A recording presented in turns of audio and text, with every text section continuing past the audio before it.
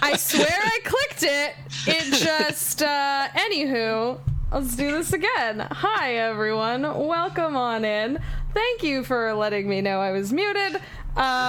Super professional stream over here.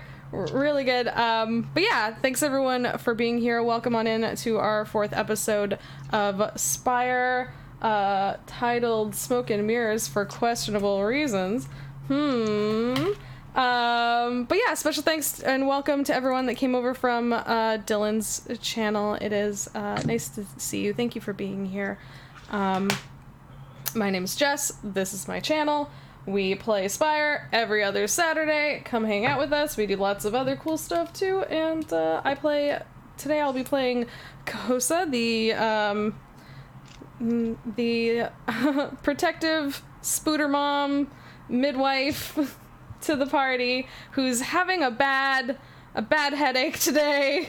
He's having a real rough go of things. Next, let's hear from Megan. Hi, I'm Megan, and I am playing Imogene, who is the idol. No headache, but just incredibly uncomfortable. And Nicholas. Yep. I'm Nicholas, and I will be playing Florentine, a masked that is not the most stable of persons. Dustin? Hi, I'm Dustin, and I'm playing Torith of the Lost Chapters, a Vermissian sage who's really just perfectly fine at home here in the Vermissian, so we're doing great. Yeah, great. And Jason. Yeah, I'm Jason, and I am the game master here, so I'd be playing everybody else who appears, pretty much. Perfect. Awesome. So I guess if we're all good, I have to talk at the camera now, all by myself, like a sad, lonely person. I guess We can do mime. While you do... We need props. That's really gonna help me keep like a serious face, guys, as I like try and do an in-character recap for y'all. I feel really okay, perhaps not then. Don't worry, you had plenty of time to prepare. Thank you. Yes. I think hey, if we were looking on this as a scene, it would kind of just be like a zoom in on like Kosa, and she looks tired. She is like off in like a corner by herself, and she kind of like is talking to someone, like but yeah, it's just like zoomed in on her, and I think she kind of just like shakes her head and says, "Oh, sweetlings, I'm so tired. We keep looking for answers and we just keep finding more questions. That's why we came down to Red Row, where it's full of all these poor unfortunate souls, and just guns and drugs, and gangs seem to be the word of the day, and we should really all be working together. We're all brothers and sisters in arms against the Aelfir. Speaking of which, I'm curious about that gang of the sisters. They sound interesting. Remind me to check them out. Florentine seems comfortable down here, and we were led to some bar, Utter Station. With drinks, I wouldn't really recommend. I don't think Torith would either. He didn't seem to have a fun time with that. But there was that excellent specimen guarding the door. I'm curious about that one's blood. I tried to use... we went down into the Vermissian, and was... it's not a place I think I really want to come back to much, but I try to use my gifts that I've been given to see more, but it's not a place you want to see a lot of what's happening in. It's very questionable. We discovered an alarming room with a broken mirror that Imogen seemed drawn to, and I suggested we stay away from it, but I was the only one that seemed to think that, and of course, as soon as she touched it, oh look, a monster. That's great. Well, we fought that off too, and then everyone seemed to be right, though, as that did open a door to something else. I'm not sure I want any more of what's down here, though. I'm really not having a good go of things. But thank you for listening to me, sweetlings. This has helped a lot. And you see that on her hand, there's like a little spider, and she lets it go back onto the wall, and there's a whole bunch, like there's just a bunch of spiders crawling in the shadow up the corner here. Oh, thank you. Well, I hope to be home soon. If you can send a message back to the hatchery for me, that would be lovely. Hopefully we'll be back. Yes, hopefully very soon. I'm about done here.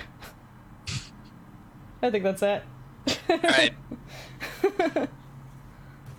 So yes, when we left off last time, the group had just opened a tunnel to another room from the room they were in by summoning a creature out of the mirror that was a mirror image of Imogen, or mirror Imogen,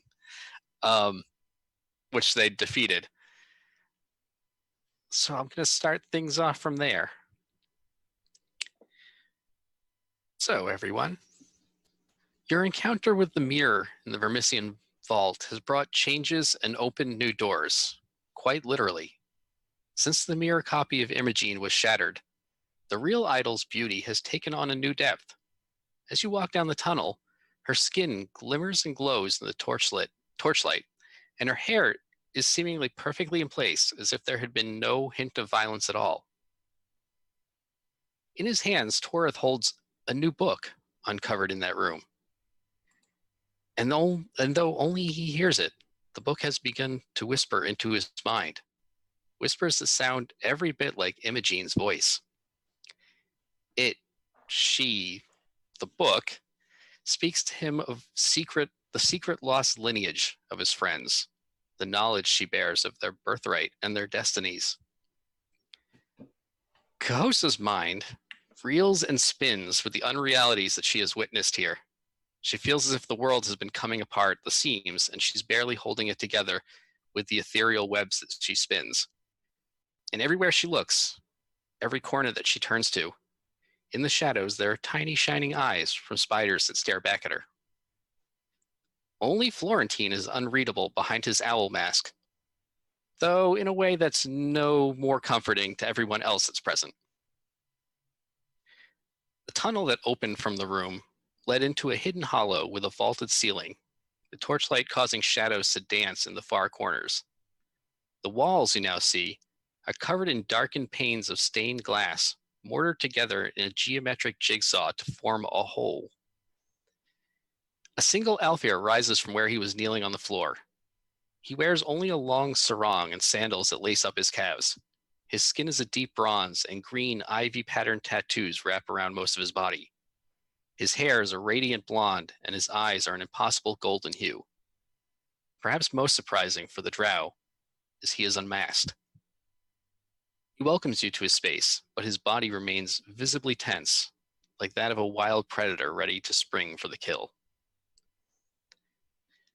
So the Aelfir stands before you, and he beckons you.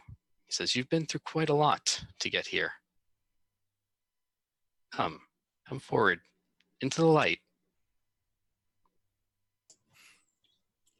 Florentine steps forward.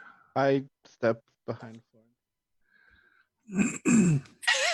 Imogen shakes her head. I am not going anywhere. I'm gonna stay in the back. Okay. Florentine, are you sort of approaching him? Yeah, he said to step forward, and it seems best to do what he wants for now. Okay. Give me a give me a fight plus occult roll. It's a difficulty 2.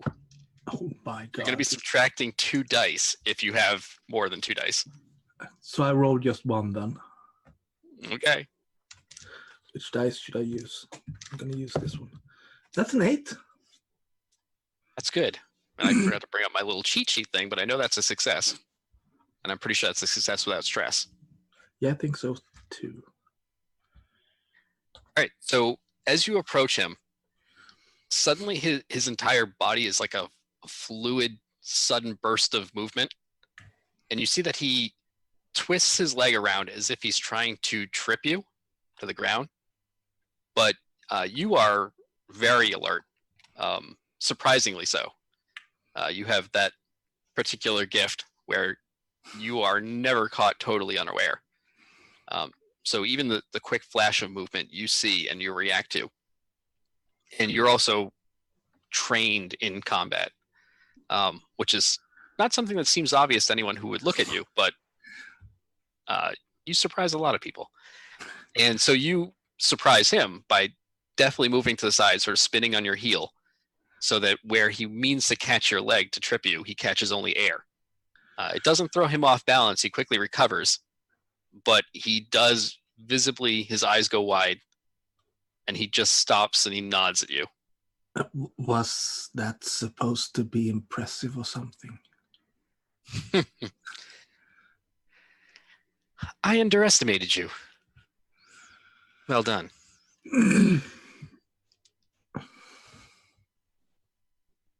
So you've come here to learn something, I take it? Yes. You people were involved in something that has had, I look at my friends, repercussions.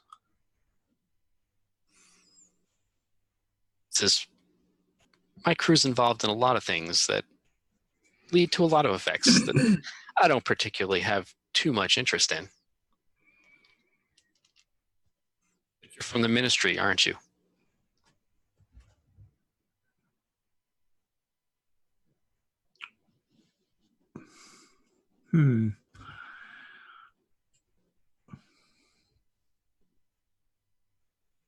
One of them, perhaps. He pauses for a moment, considers that.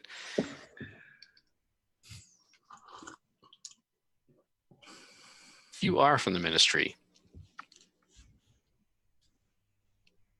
you know what it's like to struggle. You know what it's like to fight. Tell me, why? Why should the Drow exist? Why should they get the Spire?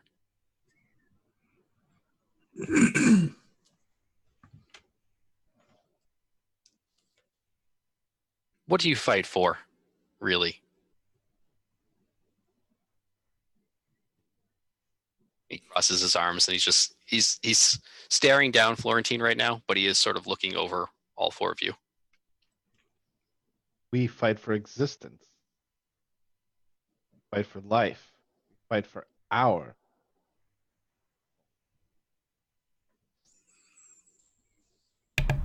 We fight for the future of our race. We shouldn't be slaves here.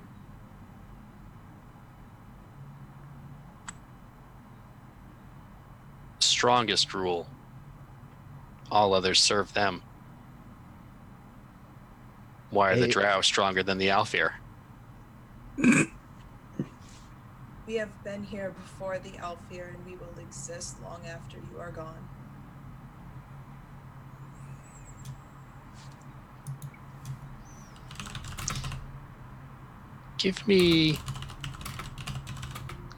One of you give me a compel plus occult roll, and you can add a d10 for each person So you can add a d10 for each of you because you each sort of contributed to this argument. I'm good at this. I am also. How many do you get if you have the little X of the things? So you get one if you have compel, you get an extra d10. You get another one if you have occult. So, So you would have 3 right d10 now. from that, and then you could have up to 6 d10 because of the others helping. But if you roll badly, everyone will get stress.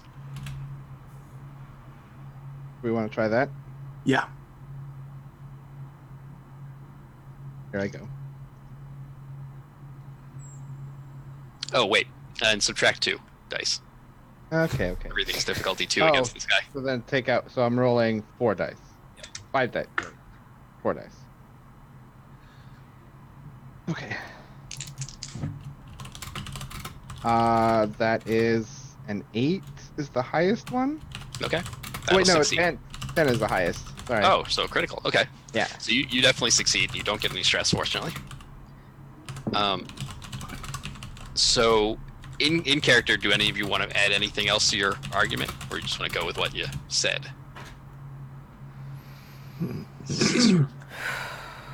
Listening.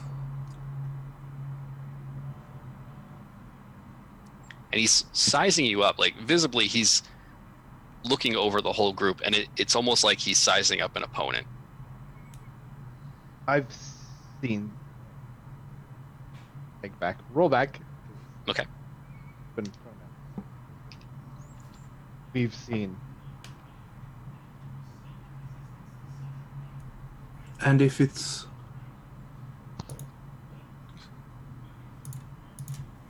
You were saying something, Dusty? I didn't hear. I just wanted to say we've seen many alternatives to the Aelfir. He nods. Your mic dropped out, Dustin, on the end of it. Yeah. Oh, that stupid mic! See the messages, guys. That's all. I just want to say we've seen alternatives. It's easy once you're in power to stay in power. It's not that impressive or show much strength of them. We've done a lot while being held down, and we will rise up against them, and we continue to better ourselves and our race. And if needed to, their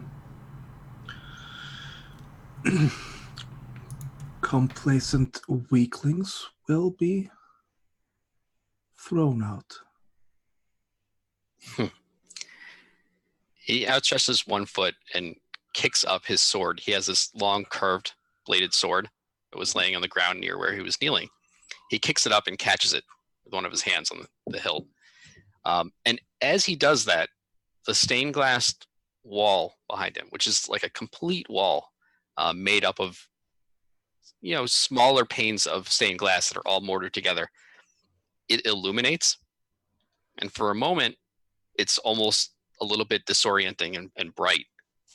There's a lot of white light coming from it. And then it resolves into an image, which makes up a moving image, makes up the whole wall. What it is a vast tundra, like a snowy wasteland. And you can see snow drifts floating by. It almost starts to look like a stained glass window looking out into the scene. You can see mountains, all snow-capped mountains in the distance, but the visibility is, other than the mountains, pretty short because of the blizzard conditions. It looks extremely real. Like, you're still in the Vermissian, but you would otherwise be convinced that you're looking out to a window out into the Arctic. And then he says, "You are right, in a way. Success has made the Aelfir soft. When we came screaming out of the north to take the Spire, we were unbeatable. We were vicious. We were strong. The Drow could not stand against us. not fractured as they were. Now that we won the Spire, we live here. We've gotten comfortable. We throw parties. We make art. The only art should be the blood steaming on the snow of our prey, or the verses sung by the warrior poets as they cut down their enemies. Now my kind, my people, are considered laughable, outdated, relics. Meanwhile, the soft Aelfir who rule from up Spire can't even finish their war against the gnolls, still held outside their holy city.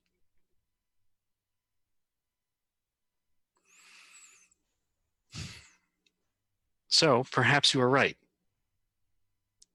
Perhaps we have created a stronger Drow people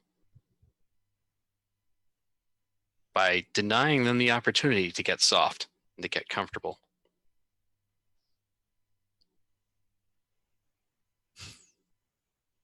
You found your way here, and you even saw my attack coming, and he looks over at Florentine.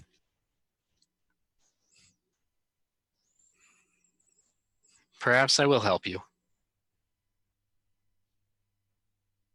Perhaps you will inadvertently help me.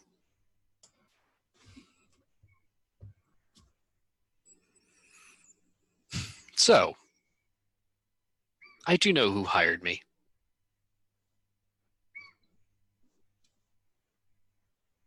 Not sure it's going to make your job any easier once you learn the truth.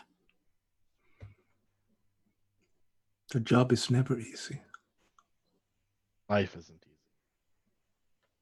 Yet we endure. You do. And hopefully you will survive what's coming. I didn't ask any questions when I was first hired to bring the explosives through the Vermissian up Spire. The details don't usually concern me very much.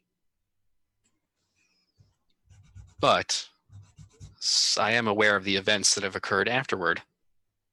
And that makes the background more interesting. I was hired by a Drow. By a wealthy, powerful Drow. I'm not sure she knew that I was aware who she is. But I was hired by Madame Fearinian.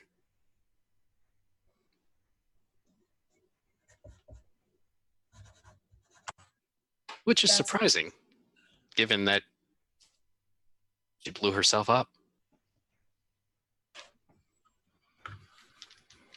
Well.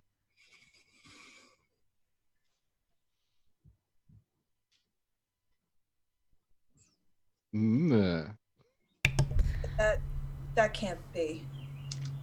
There's no way. I know what I saw. And why would we trust you? You don't have to trust me. But I have no agenda here.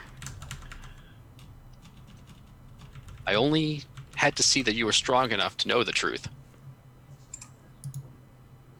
If the Drow win and they expel the Aelfir from the Spire, that doesn't hurt me. As far as I'm concerned, the Aelfir could all return to the north. It'd be better for us. If you fail, and the Aelfir continue to rule the city, I'll continue to do my work here in the Vermissian. All I know is that it was Madame Fearinian who hired me. I didn't ask why. We'll move the goods through the Vermissian up Spire. And then we know what happened from there.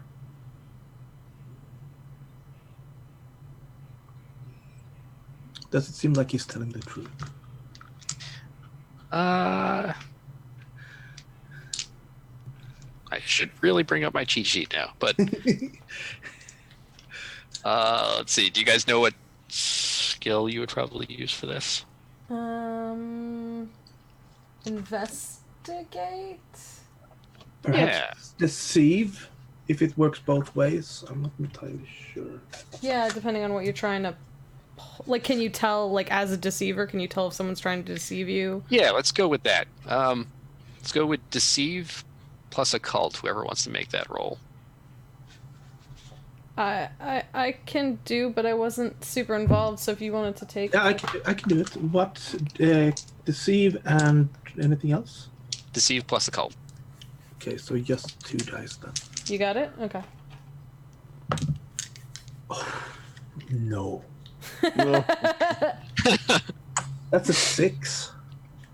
All right, I'm just bringing up my rules cheat sheet now. It Bring it could out be- the stress chart. Success at a cost. It could have been much, much worse. Yeah, and it's What's not the going to other bite you. This is not a highly stressful, highly risky operation right now, so you're in luck there. Yeah, so let's see.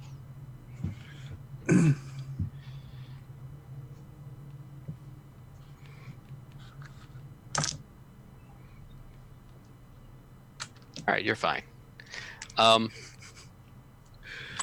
You believe he is telling the truth. Mm, You're not sensing that he's lying. He has a sort of casual detachment.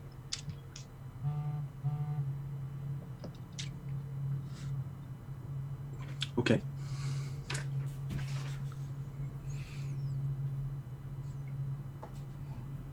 He in the middle of this quiet moment, he just does a flourish with his sword and then sheathes it on his back. Says, "So, now what do you wish to do?" I have a follow-up question. Yes. When you planted the explosives, were you involved in getting it on the ship? What did you... Our job was to deliver it to a merchant on the sky docks. That was where we parted ways with the whole situation and returned here. assumed that the madam figured out a way. Well, you guys do know that you spoke to that merchant in the sky Yeah. docks that Yeah. smuggled it onto the sky whale. So you sort of had the whole process now. It Put went together from all of that puzzle. how it got on the sky whale. You just don't know now why Madame Faye Iranian would have hired someone to smuggle explosives onto her own sky whale.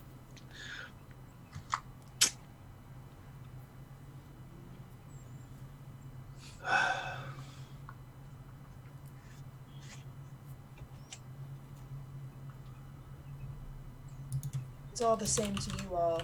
And I say, looking at my companion, I'm quite finished with him. If we should move on. Yes. Perhaps we need to track down the merchant again. I have a question. We have questions for the madam. We certainly do.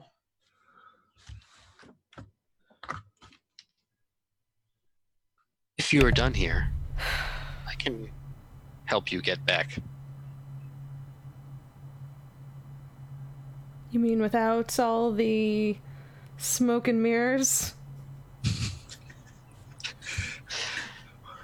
I have an easier way out of here. But everything is a test. You passed.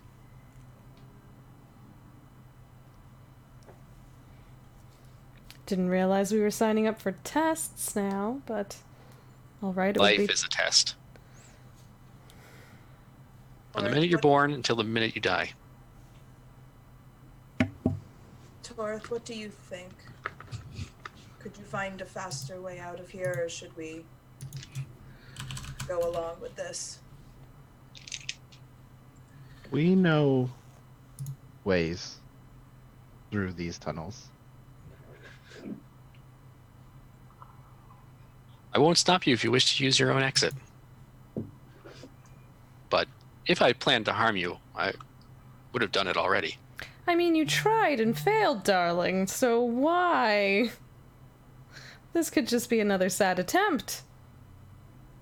I believe him. If he wanted to hurt us, he would not have used his leg. Besides, I'm very straightforward.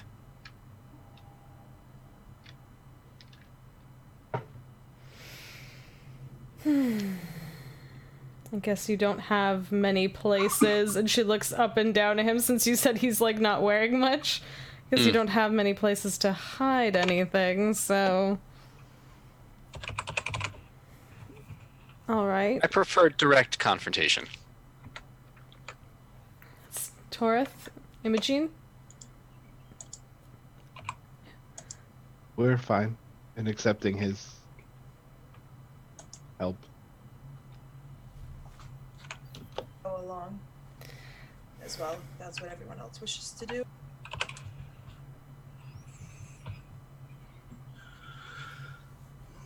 Sounds like you're in agreement. And he moves over to one of the walls, not the one that the stained glass is on, but as he moves over towards it, he gets closer to the stained glass, and the light of the snow sort of effect is causing him to glow, like a glowing outline around him. And he reaches out towards a wall and just touches a bare wall, and then you see the bricks just sink in and a door opens.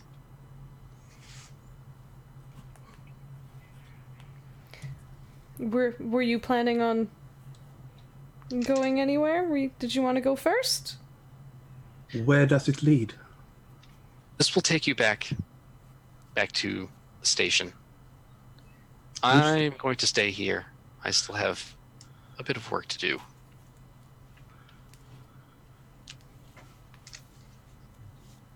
Well, walking through doors has served us so far. Easy for you to say. Kosa still looks like she's having a very bad day. Yeah, that's what we should have named the episode. Kosa's very bad, not so good, totally horrible day. That's the alternative title.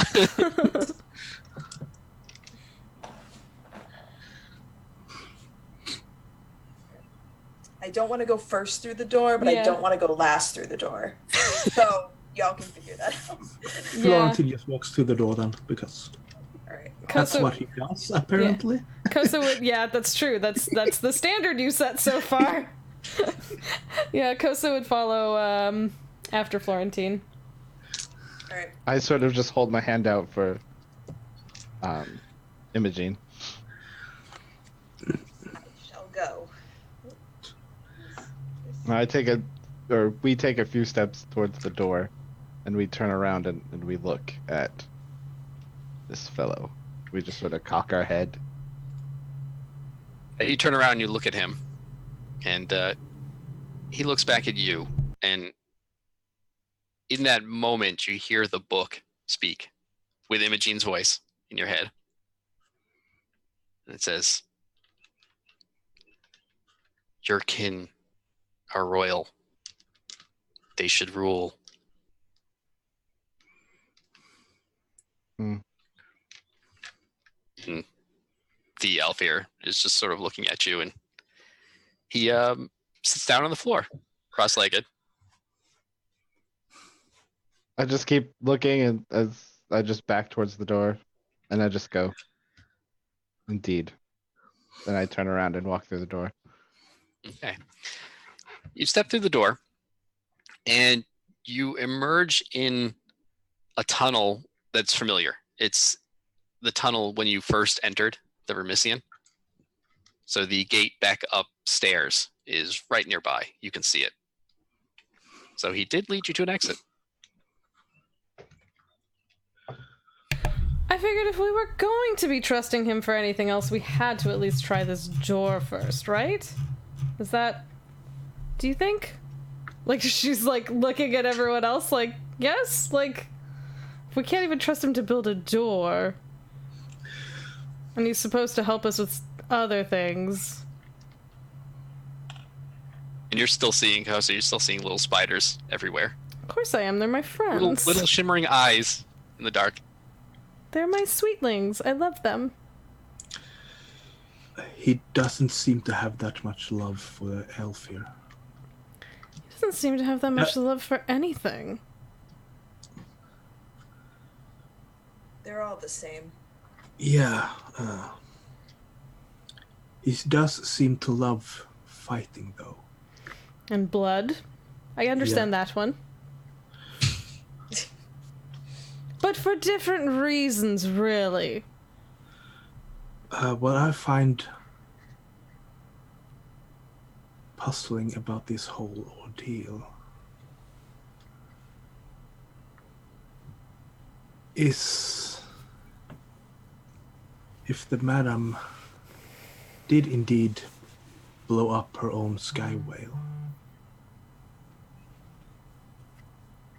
Did she position it so that she knew she would survive? If we hadn't been there, she wouldn't have.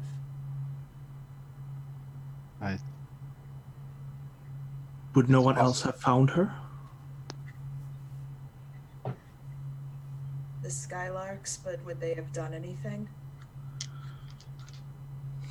It's possible that she intended to. Martyr herself?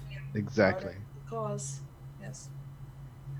To ignite something, perhaps. Maybe we've been speaking of how little change she was able to enact, and whether that was through fault of her own or not, and perhaps this was the only way she thought she actually could. Or her ulterior motives might be less than. Perhaps this was also her way into the ministry. In for a while, I feel like she didn't need to go this far to receive an invitation. No. I'm not thinking as much her, as much as the way in for the council to get into the ministry.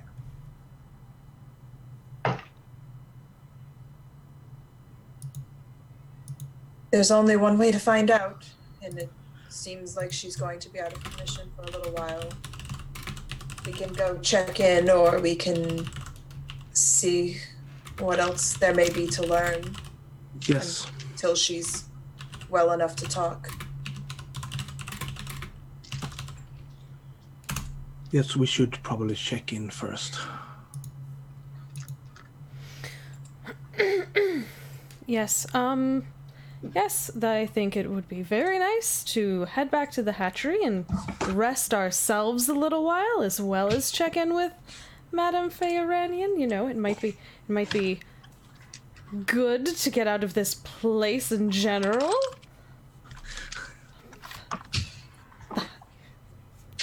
Just, you know, we should definitely go back and center ourselves. Yes. Kosa, if you need to rest, we can rest. We'll rest when we're back at the hatchery, dear. I'm fine for now. She's not fine. She's lying. Narrator, she wasn't fine. I can read people pretty well. She's really easy to read right now. Yeah. Like, to everybody else, you've definitely seen her eyes like darting everywhere. She also has been like, her walking has been slow. Sometimes she actually leans up against a wall. She definitely, you know, looks pretty rough. A comforting place might be best. It may be a good decision to just regroup once we've had a moment. But first, let's get a little further up Spire. Okay, so is the hatchery your next destination? Well, It's probably the closest place we have, right? yeah, because it went like we came down directly from there to Red Row to the Vermissian, right? Like, so it is sort of like middle-ish from where we are, and then I guess, yeah, the plan is to go there, check in on Madame Feyorani and rest a bit, and then head out to check out some of the things some of our information and stuff that we had gathered. Yep, that will make sense. So is there anything you want to do while you're in Red Row? Does anyone want more guns or drugs, guys? The only DM thing is I want asking. from Red Row is to get out of Red Row. Yeah, I'm thinking perhaps look after Please and thank you. slightly better gun that does hold more than one bullet. So do you want to try to find something here? Yeah. Okay. Because we can do that pretty quickly. Did you have certain, out of like the weapons that are in the book, do you have something in mind? Which page in the book? Page 22. 22.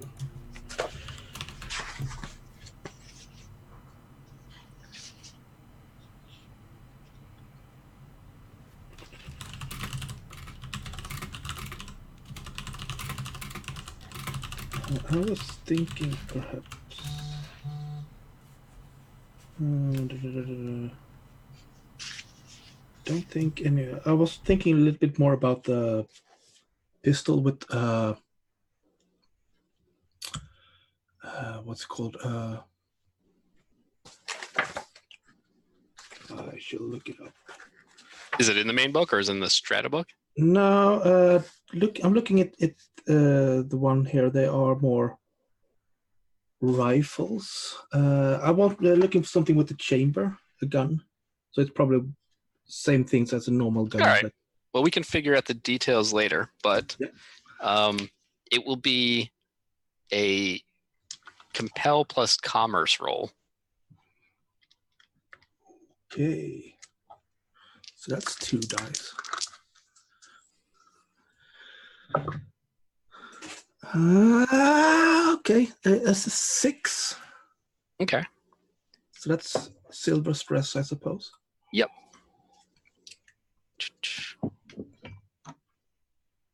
Not too bad though, since you were just buying a pistol. So we'll play this out briefly. You go back to the bar, and there's nothing anyone wants to do in the bar, is there? No. Right. You come out of the bar, you get some looks from the patrons. Kohosa, you in particular feel some eyes on you while you're coming up from the Vermissian. Do I have anyone that wants to donate? Is that what's... You're not sure why, but you just feel some people watching, keeping an eye on you. I feel like she, you know, she's looking like shit, but she tries to like put her head up and like put her like, you know, clean her robes a little bit, and she assumes that the one the doorman that she spoke to, who she requested a blood donation from, has spoken to other people and know that she's a midwife, and she is just she has to stand up straight to represent what she is, even though she feels like shit. Yeah, I'm gonna say that you don't need a roll or anything from that. You do a pretty good job shifting your poise to be convincing, at least on your way out of the bar. Literally for like the 30 seconds it takes to cross the floor. Yeah. Imogene's actually pretty impressed as an idol. I mean, she's had to, portray a certain image a lot. And Kosa just seems to have a natural talent for it, at least for a short period of time. Then you sort of all go through the bar without stopping, without talking to anybody. You cut straight to the exit. And as soon as you get out of the bar, Kosa's shoulders just sort of slump a little bit, and the poise drops a fraction. Can I walk up to Kosa and put my arm in her arm? And just kind of like say a couple things quietly to her? What do you say? Sure. I'm gonna do a thing, Jason. Oh, you're doing a thing? A thing? I think it like are you coming up and like putting your arm like kind of like crooking it in hers? Like and, I come up from behind. I put my arm like from behind up under yours, and I kind of do the little, wrap my arm in your arm, and. Are you kind of like supporting her, or? Yeah, it's a little bit. It's a little bit of a supportive, and I'm kind of holding your hand, and I pat it with the other. I think she definitely like leans ahead on your shoulder a little bit. She's so tired. This is the most touching thing in Red Row. So I say a few things. We know the Vermissian can be hard for those who haven't grown in it or understand it to the point that it is even understandable. But we see things, and we know things, and while you may feel not strong, we know your blood. Your Destera. Your royalty. And I take D3 mind stress. I'm doing that right now. Do I roll the D6 or do you roll it? I roll it. Oh, okay. And it's actually D3. That spells it. Well, yeah, it's a D3. I just meant like you have a D6, right? Yeah. Okay. Oh, I already have it. It's applied. You're fine. Okay. Because your mind is pretty strong and flexible. Yes, it is. Yeah, you just told Kosa that she has noble blood, which Kosa has never really known or thought about. I think. Yeah. Go ahead. No, I was gonna say I think she's too busy, showing concern for others and trying to seek out good and positive traits and good blood. It sounds so silly to say, but but like that will support the future generations of Drow. I don't think she ever looked to herself for that. Does she believe Torth? So or does she think he's just saying that? I'm gonna say a few more things. Okay. As we're walking along, I sort of like lean into you a little bit to give you a little bit of strength. We've seen your bloodline, the Weavers, weaving in and out of the other nobles. Your blood is strong, and you will be strong. This is what the Vermissian tells us. Torth, you hear the book whisper in Imogene's voice. Good. This is as it shall be. We know. I say out loud.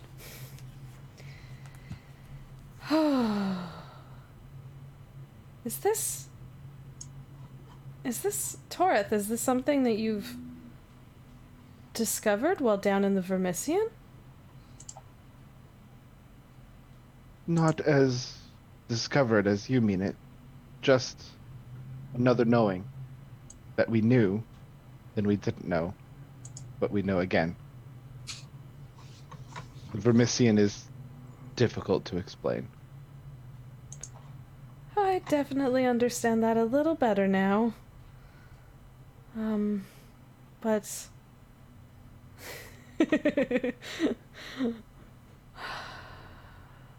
that's something, Torith.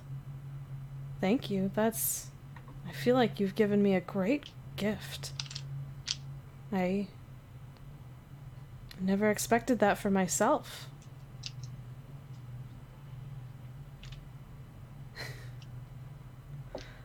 Thank you. And I think she squeezes his arm a little bit, but she removes her head from his shoulder and she stands up a little.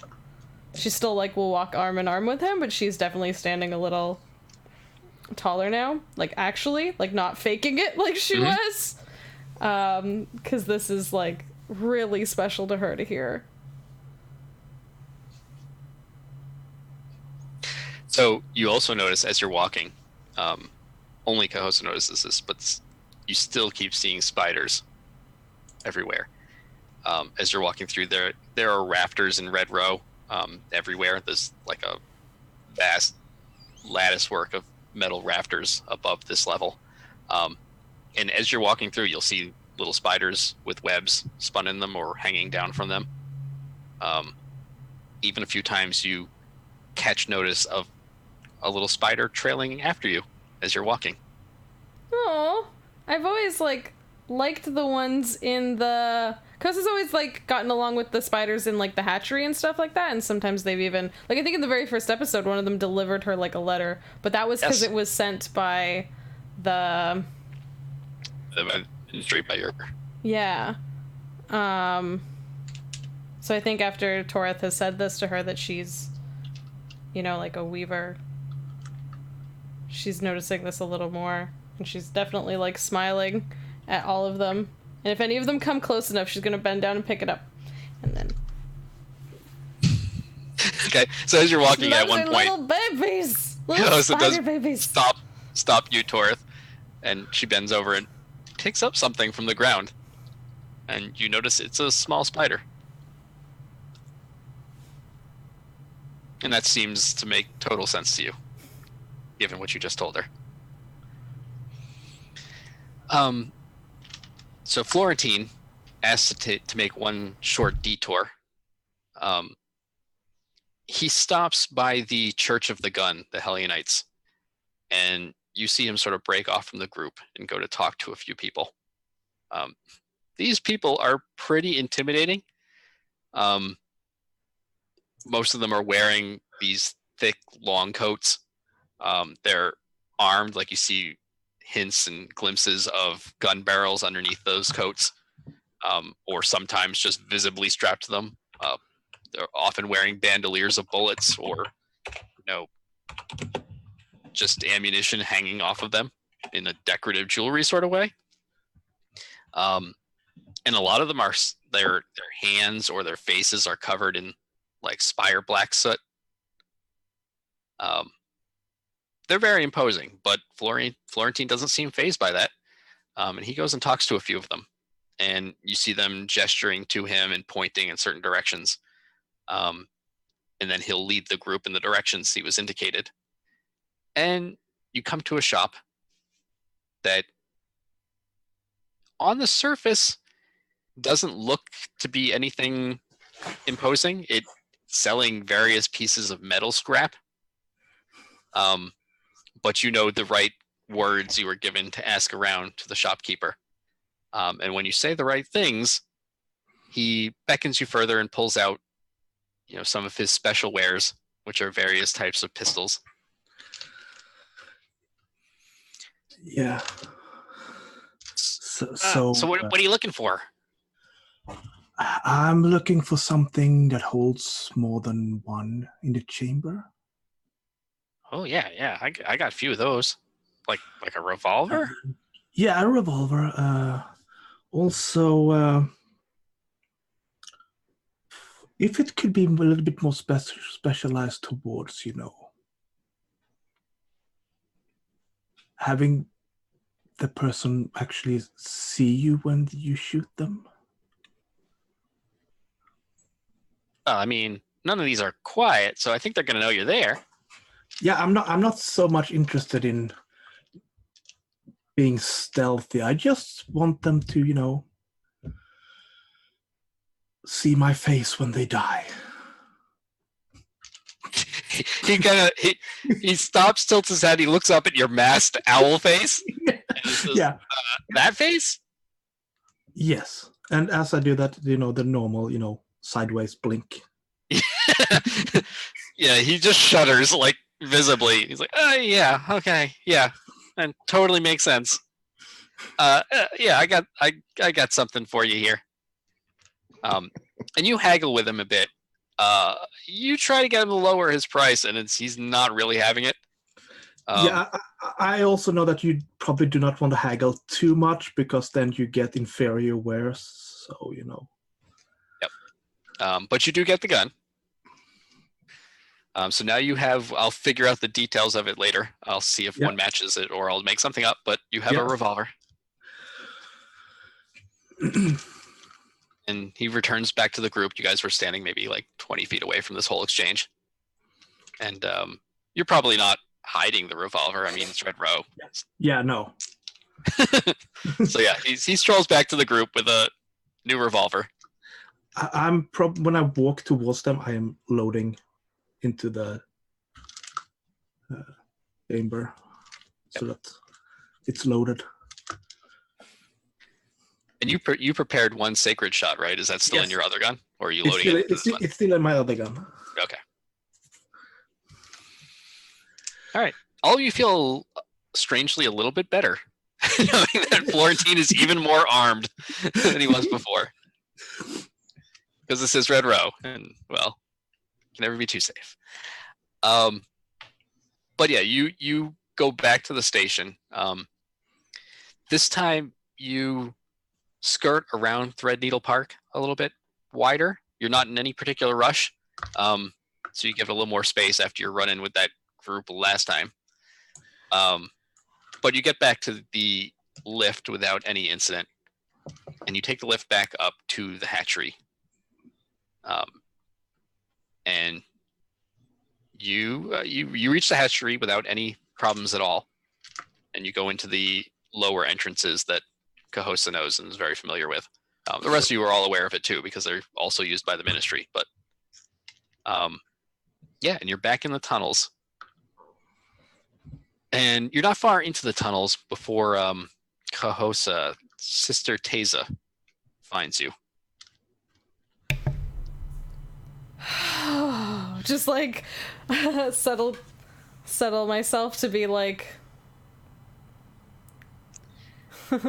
she approaches and she looks you over with a very stern, her usual stern eye, and she says, "You look like death."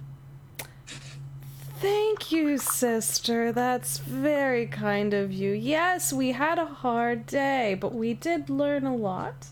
We're back now, hoping to rest and speak to Madame Feorenian. If that would... Is she still down below? Oh, good. Good. We have a lot to talk about. Has anyone spoken to her yet? None, just short phrases. She's had us bring her food and water, but she hasn't said much. There's a slight problem, though. She seems anxious to leave. And on the flip side of that, we have had City Watch come around asking questions. Yes, definitely let's avoid them a little more. Yes. The ministry has had me stall her so that she doesn't leave yet. Yes. That's for the best. We do really need to speak with her. We should make it quick then, if we need to. We wouldn't want to bring further attention to your hatchery. Yep. That would be appreciated. Let's Have maybe... you tried stabbing her leg? Then she can't run away. Florentine, that's not helping anybody. We're not in Red Row anymore, darling. That owl mask is just unsettling to everybody. Yes. We will speak to her if we are able. Let's go down there. Thank you, sister. Like, tries to walk by. She doesn't even say, like, you're welcome. She says yes and walks away. Yep. Let's go. All right, so you're going to talk to the madam? Yep. Let's go speak. Okay. So she has been... she's still in the same chamber when you reach there. She is no longer wrapped in a cocoon, obviously, if she's awake. You actually still, though, see some of the silk webbing from the cocoon. It's torn and sitting in a corner of the room. She is wearing her original robes, which are still singed and burned in various places. You don't know if she was wearing them while she was cocooned, but she's put them back on. But she is unmasked right now. And a little more information about her, what she looks like. So she is a statuesque woman. She's tall and she's also very fit. You can see like where the parts of her robes have been scorched away that she takes very good care of herself. However, her lips are always seem to be in this scowl. It's just straight lip, not a smile. There's no curve to the corner of her lips at all. And the corners of her eyes are wrinkled slightly, which is rare among the Drow. The Drow, like all elves, tend to look pretty young up until they die. But she has the faintest noticeable wrinkles around her eyes. She has dark wine-colored skin. It's a purplish tinge, but very dark. And she has a shoulder length bob of stark white hair. And she's currently sitting and she's reading a book in the room. She seems completely she doesn't seem to even notice that her robes that she's wearing are burned and singed and torn. She wears them as if they're official vestments. And she looks up when you enter the room. All right. Who are you? People with questions. There's been a lot of that lately. I have a few of my own. Why am I here? Well, what if instead we did kind of a give and take, a back and forth? You could start by telling us what you were thinking when you did what you did. I don't know what you're talking about, and I don't know who I'm talking to. Do you know who I am? Do you know who I am? No, I don't know who you are. You should. And yeah, you are a little bit surprised that she doesn't know who you are. Who we are doesn't matter. We know who you are, which makes it even more important that you explain to us why you did it. I don't know what you wish me to explain. This is ridiculous. I want to return to my home. I need to return to the council. I'm sure there are people looking for me. So you were planning on returning. You weren't planning to die. What happened exactly? I woke up here in a hatchery. I'm not totally up Spire, as I'd expect. I don't have any of my attendants with me. And the only thing that's kept me from leaving immediately to return is I seem to have lost my mask. And that would not do very well in Amaranth. Oh, no, of course not. So how about we can tell you what happened. We can explain everything, if that'll help. So what you did is you contracted an Aelfir to smuggle explosives from the Vermissian up Spire, where they then contracted a merchant to load them onto the Sky Whale on the party you were hosting and then detonate them, where nearly everyone died and you fell down to the nets where we retrieved you and brought you here, saving your life. Does any of that sound correct? That sounds absurd. That's what we said. And yet, we are led to believe that that's exactly what happened. Why would I do such a thing? We were hoping you would tell us. Are you saying that you did not contract with an Aelfir from Red Row? Certainly not. I don't have a death wish. I wouldn't contract with someone else to kill myself anyway. She It's seems ridiculous. Does she seem to be Insight? lying? Yeah, like How does... She's full of shit. how do we? So whoever wants to give me the roll, and it can be like a group roll where you would add dice and share stress, but it would be a deceive plus high society.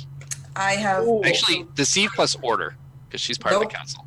Nope. I only have I have deceive. I don't have order. Yeah, I have deceive, but I don't have order. I have deceive and order, and All right, there you go. I can bring out my gun. Don't bring out Not the yet, gun. not Let's not do yet. that. Don't bring out the gun. He I bring- Let's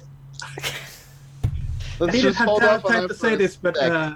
If you But, bring out the gun, you're gonna stand outside. Bad Florentine. Bad. He do not shoot unless someone orders him to shoot in this situation, though. No. do So okay. So to clarify, you're going to try to read her intentions here. Yeah. Are you pulling out a gun? Yes, because that might unsettle her. So Okay. Uh, And is anyone else contributing to the roll? I wanted to contribute, but I also wanted to do a thing to kind of help with like the insight. So what's that? What do you want to I do? wanted to use my protector's eye to see kind of like her intentions a little bit. Do you know what I mean? If I do believe this is something she would like, if her main thing above anything else is like protecting the people even before herself, then it does seem like something she might do. But if it's, do you know what I mean? Yeah, so Protector's Eye, if I were to read it. Yep. Ancient instincts bound into you by forgotten sorcerer give you a measure of what a person really cares about. Once per situation, ask the GM what a particular NPC wishes to protect above all else. So I want to know kind of her goals here. I have another question. Yep. I have a servant to the High Ones. Mm-hmm. Even though she isn't an Aelfir, would that interacting with those still apply on social checks? And refresh my memory with that. Servant to the High Ones. You spent years bowing and scraping at the feet of the High Elves. When interacting with the Aelfir, roll with mastery on social checks. I'm gonna say that doesn't apply here because Okay. specifically because she's not an Aelfir. Yeah. But I will let Cahosa use her Protector's Eye first. When you use that to read what matters to her above all else in protecting, the answer is herself. Mm-hmm. She is looking out for her station and her position, and she cares about that more than anything else. Mm-hmm. Okay. And I still will let you add a die to Florentine's roll, with the understanding that if he fails, you'll take stress also. But so it's up to you. Mm-hmm. I will. I'll. Okay, so you can add another die. Yeah. Anyone else? And wait, I'm gonna say it's a difficulty 1 against her, so you would subtract a die. Okay. Anyone else helping? I No, don't I agree haven't. with gun usage. I am not. I don't agree with the gun usage either, but I think This is not the way to find things out. You can Yeah. just talk to people. yeah, I think I'm just wondering if Kosa needed to communicate that to Florentine at all. Like Imogen would communicate with the words. I think you could communicate that after he makes the roll too. okay. All right, so roll it. So, Torith didn't help? Nope. No. Okay. I don't know how I would. And Yeah. Yeah. And, Okay. and it might also trigger my refresh, which is use a gun to get what I want.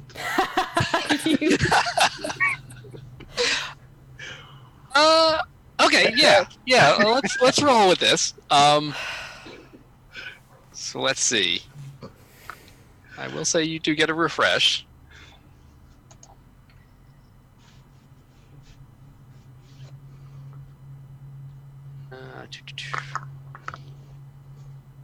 So I'm going to. All right. So I healed up some of your stress. Because you basically take the gun out. What do you do with the gun?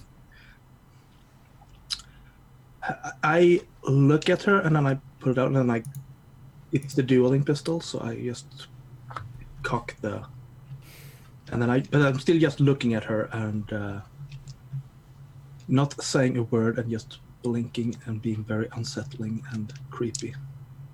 Probably, do the whole owl, with the head. Okay, and Cahosa, do you find a way to tell him or the rest of the group about what your protector's eye saw? I think I'm waiting to see what she says. Okay, and what's the question? What are you asking her? Because you were trying to read whether she was telling the truth, right? Yeah. So I could tell you even before you ask her anything that she genuinely is confused, and she thinks that this whole thing you've described is preposterous.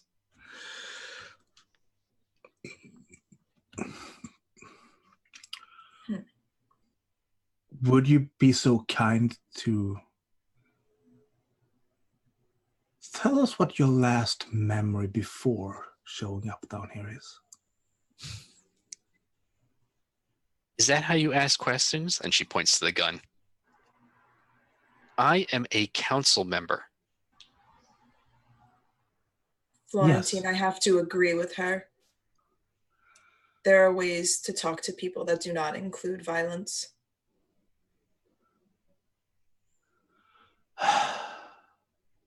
Perhaps you're right. And I'll put it away. But you did already basically succeed in using it just by having it there. I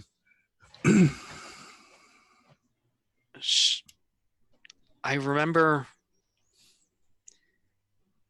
the Sky Whale, the party. I was bringing together a number of influential merchants, Drow merchants, to try to get their backing. I remember talking to them. I remember things actually seemed to be going pretty well. And then something happened. There was noise. And then I don't remember. I woke up here. I don't know why I'm here or what happened or who any of you are. But the council, they must be looking for me.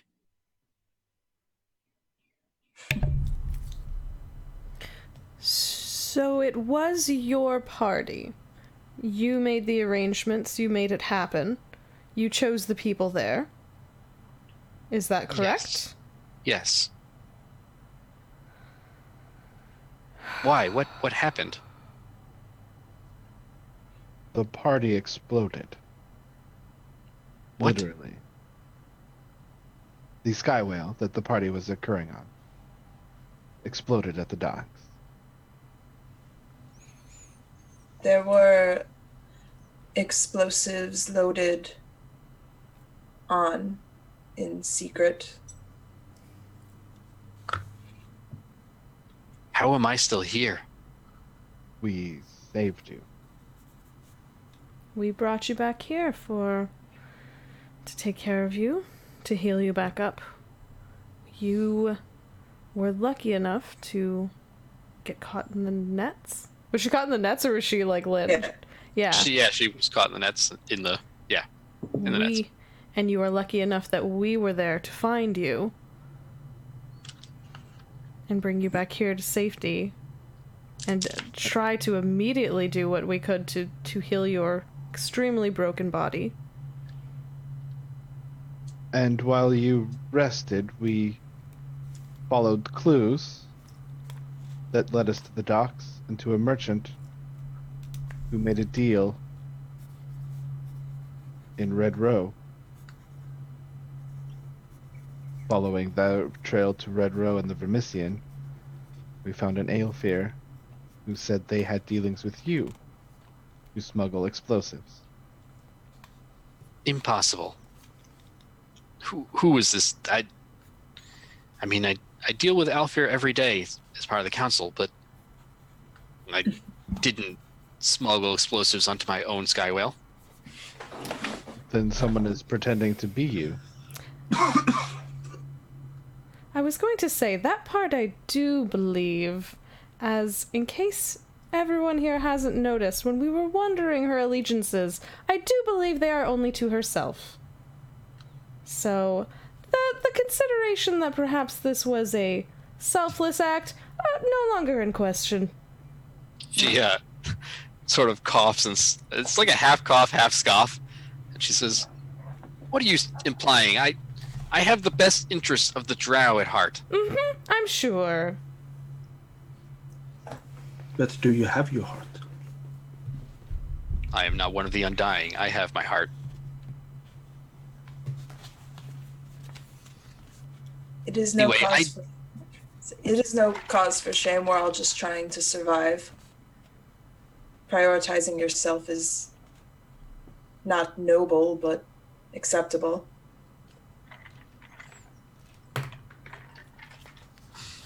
I need to return to Amaranth. But I can't return to Amaranth yet, not without my mask.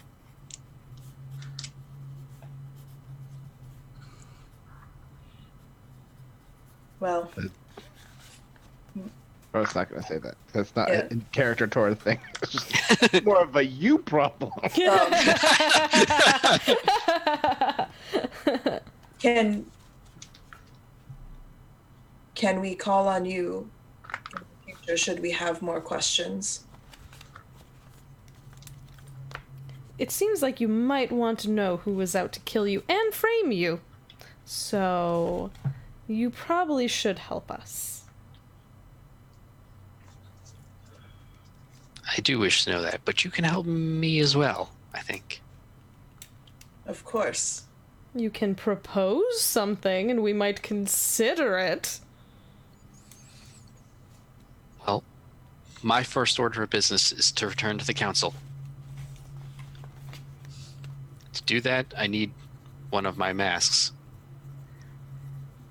I can't go get it, because it would be horribly improper for a council member to return to Amaranth unmasked. But you could get it for me. I know it's not entirely proper, but I could give you mine.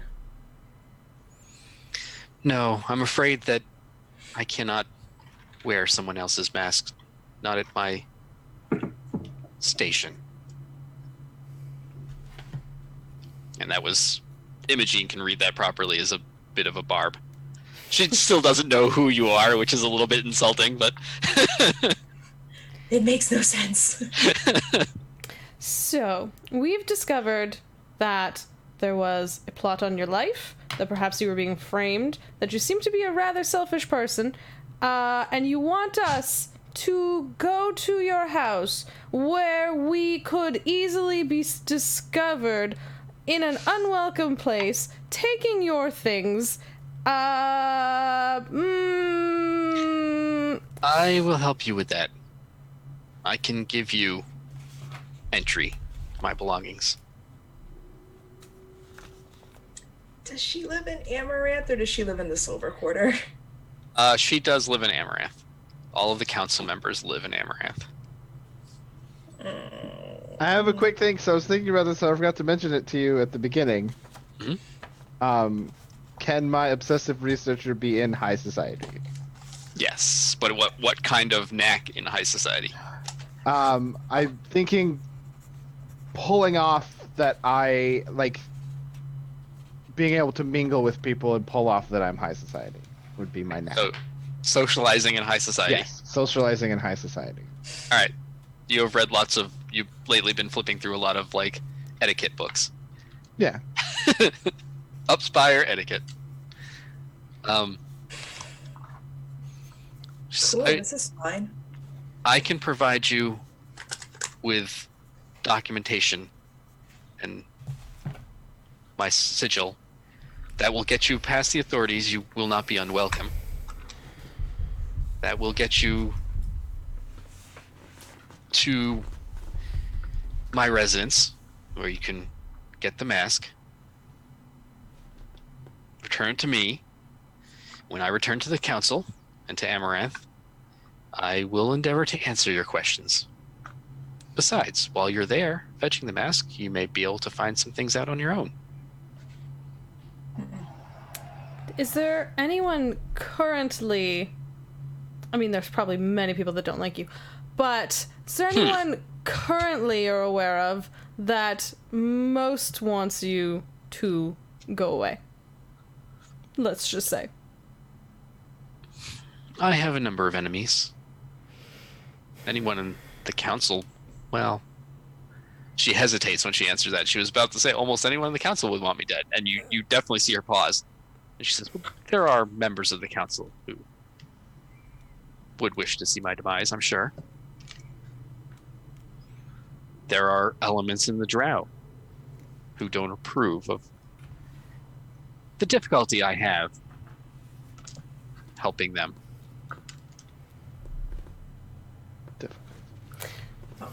I have a question. Hmm. To the GM, not to the... Yeah. Okay. Have people seen how the Madame looks without her mask? It depends on who you ask. There are Drow who have seen her unmasked when she has made rare appearances down Spire. Okay. Occasionally, she will go down Spire to mingle with the people, and she won't wear her mask because that would carry sort of connotations that the common Drow wouldn't approve of. It doesn't happen often, so not everybody has seen her or recognized her without her mask. And there are other Drow who would recognize her from her mask because any official events that she does, she's masked. And every time she is in Amaranth, she is masked. Every time she's been on the council. So up there, they would only recognize her by her masks, and they would all be terribly insulted, and she would be scandalized if she didn't wear her mask up in Amaranth. Which you know, and Imogene definitely know, that's pretty much standard even for non-council Drow. I mean, anyone in Amaranth has to wear a mask.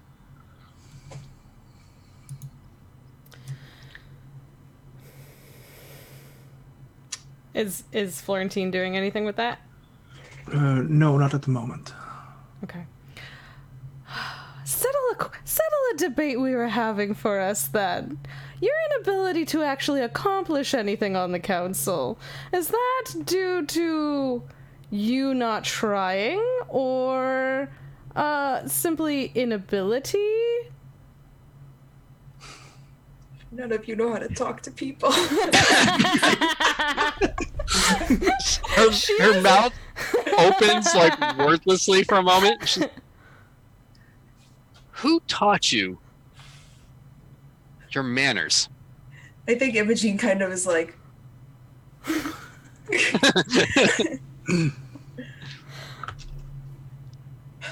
That doesn't answer my question at all. I am on the council. I am the only Drow on the council. Yes. It is difficult for me to pass measures that would aid the Drow. I'm outvoted. And the Aelfir are not favorable to most of my ideas. But I try. And if I weren't there, I'm sure the Aelfir would prefer not to have any Drow on the council. She's really all we have as representation. I know, but what are the point of words with no action? It's different up Spire. It's just words without action.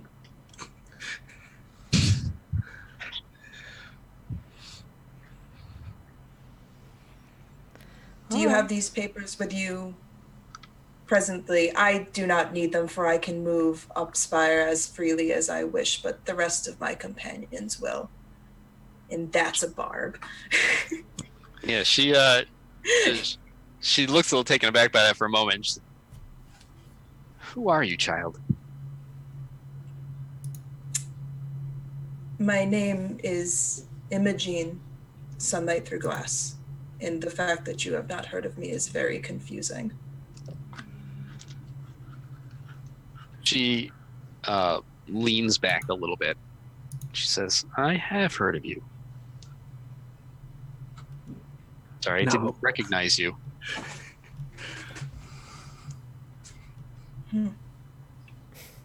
I remember. You were part of the gallery. I was. But no longer? No. Not for some time. I served my time there, and now I am free. So much as any of us are free. But good for you.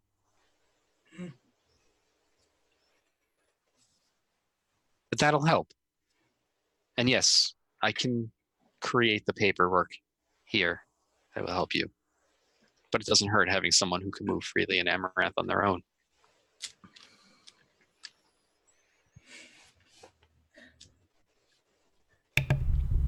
Oh, are we in agreement? Will you return my mask to me? Yes. I suppose. Yes. I like that he said yes and I suppose at the same time, or we suppose.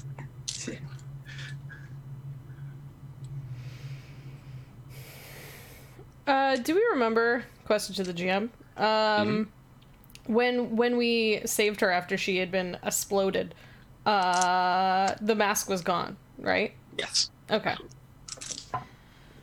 So it's Guessing not like that it's not probably like went it was flying hiding somewhere. around here. So yeah, it's No. not like. Yeah, it's probably the bottom of the spire somewhere. Well, great. Thanks. It's almost like She you has thought others. of this. It's almost like I thought of this. Huh. It's like you plan ahead. It's almost It's like you know what's going to happen. It's like you're some sort of master of this game. Now we're getting very meta. Anyway, all right. Your aid is appreciated. And once I can return to the council, I will help you uncover the mystery behind this. Because I certainly didn't hire anyone to kill me. And I would like to know who did. Well, technically, we will be helping you find you. Well, we'll see who this imposter is. And I think we're going to take a break there. Maybe you're the imposter! Dun, dun, dun. This does seem like a good place to take a break. Yeah. A 10-minute break? Yeah, we'll do like a 10-minute break and then we'll come back. Thanks everyone who is hanging out. Yeah, we'll see you in a few minutes. Bye! I have wrecked my players too.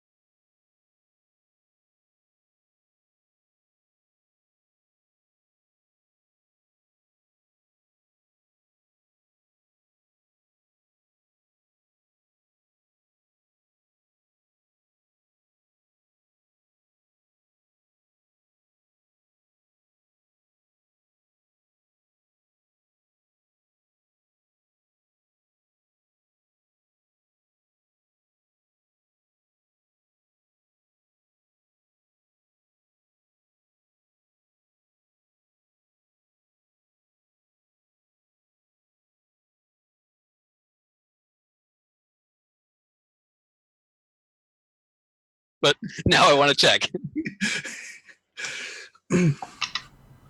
We're back. Hello. Hi, welcome back. It's us again. Surprise! Bet you were expecting someone else, but no, it's us. Still. Were they expecting someone else? Oh, really? Like, we should do that sometime. Swap everyone else out with a different crew. We come back from break. Yeah. No. I like this. Just temporarily. Just for like a second. Put my Alright. dog in my place next time. Oh, perfect. that Probably would be like good. pets, an all-pet game. Oh God. That'd be amazing. I would try that, except I could not possibly get Moki to sit still for Yeah, like Yeah, that same, long of a period of time. None of mine would. yeah. Absolutely would not stay still. But I could like hold them there for like a second. Right, but we're back. And the group had just sort of agreed to go to Amaranth to get a mask for A Lady tedious Faeranian. lady. so that she can return to high society. She's doing her best. I like that we disagree on this now. It makes me really happy. That is pretty awesome. I like it too. You don't understand what it's like. Perhaps I don't. So, once you leave the room and leave her on her own, she's going to write up the papers for you. But Hoster really needs a rest. Yeah, I'm gonna go take a nap. I'm gonna take several naps. If there's a free cocoon available, I'm just gonna like climb inside and take a nice little spider cocoon nap. When we exit the room, I'll wait a little bit until I'm sure we are away, so we can be. She didn't seem to recognize you, Imogen. Well, I suppose that it... Well, she did once she knew my name, so maybe she just didn't know what I looked like. I don't... It's not a big deal. A troubling thought occurred to me. Mm-hmm. Are we sure she is who she says she is? We also had that thought. But we didn't want to bring it up front. Oh. That is disconcerting. But she knew who I was after hearing my name. Maybe that's something you can't... I'm thinking if she had been there, she would probably have remembered you. Well, I wasn't invited to her party in the first place, so it would No. make sense to know who I was. It would make sense if she had actually visited the gallery.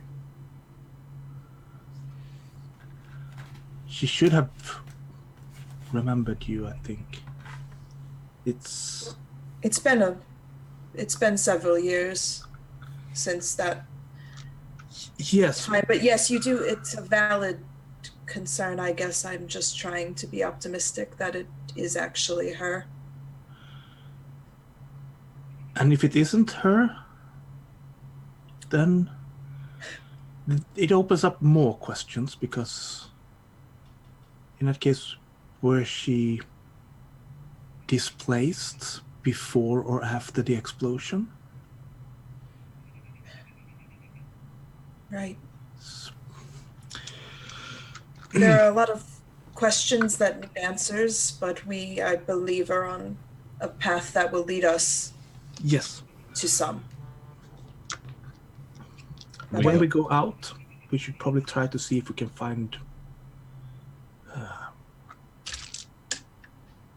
someone who has met her without her mask.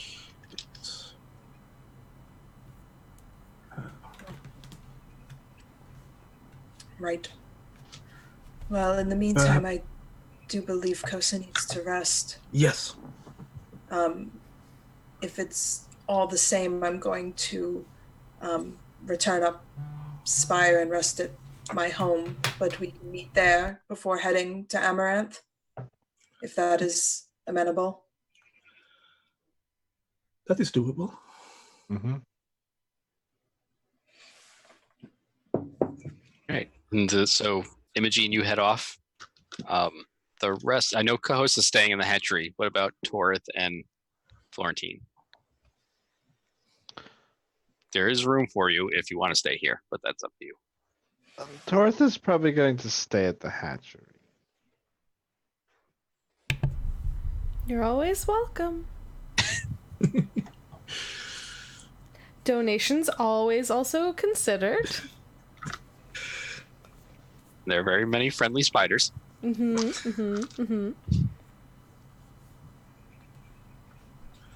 Florentine will also probably stay, but try to find some place of it that is not currently used.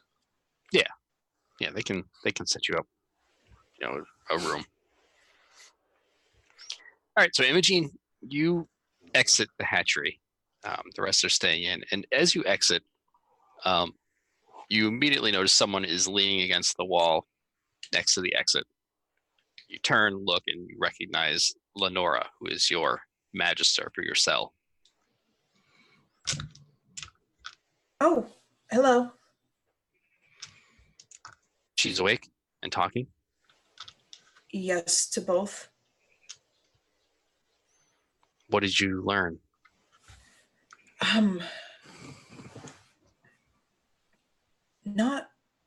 It's very confusing.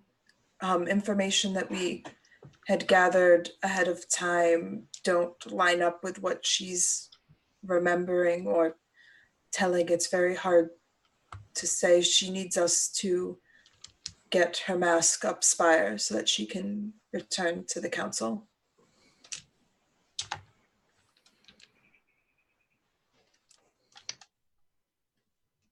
Do you think that she can be turned to work for us? I don't. She is a creature of self-preservation above anything else. I don't think that the greater good of the Drow matters to her as much as her station and her reputation do. Wonder if perhaps that is something we can exploit. Perhaps. I've known Drow up Spire who behave similarly. It's not impossible, I think, but it will be difficult.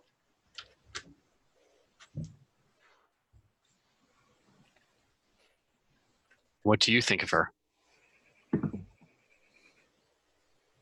I want to believe in her.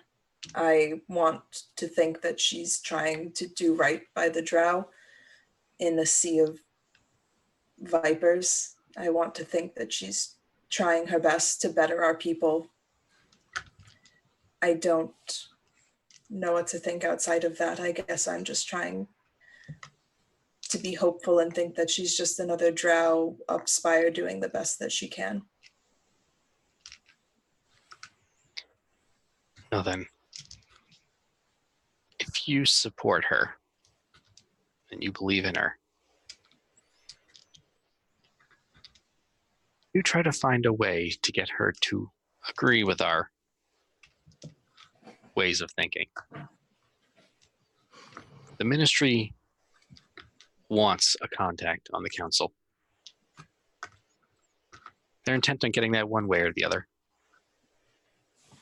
It would be better for her if we could come to some sort of agreement. Do you understand?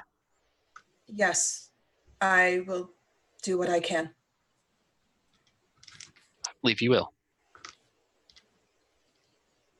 Thank you. And she walks off. All right. I will You go return up back to the Spire. Slur Recorder. All right. Unless there's anything anyone wants to do, I'm going to say you rest. And I'm going to heal up people's stress stuff.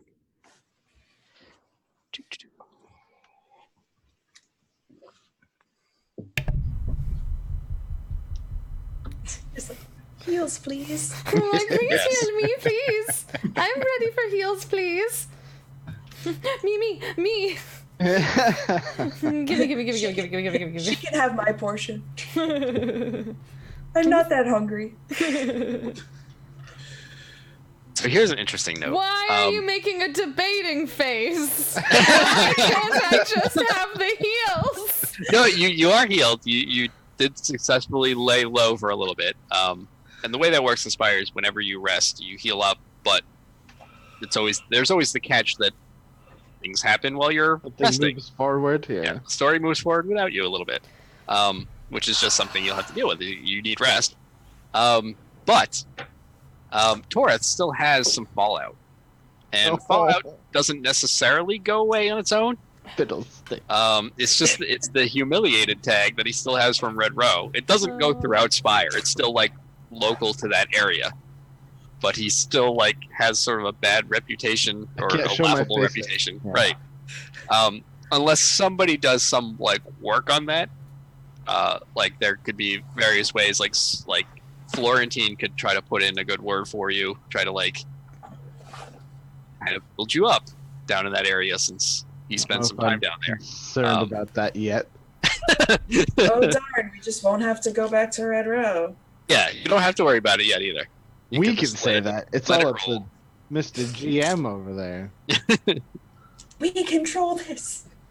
Perhaps if we don't go to Red Row will come to us. Don't say that. Yeah, that doesn't sound a whole lot better. I think that's worse. But yeah, nothing you really need to worry about yet. I just wanted to make sure you knew that was still there. Yes. But otherwise, you all rest up. And Kahosa, you in particular are feeling a whole lot better when you wake up.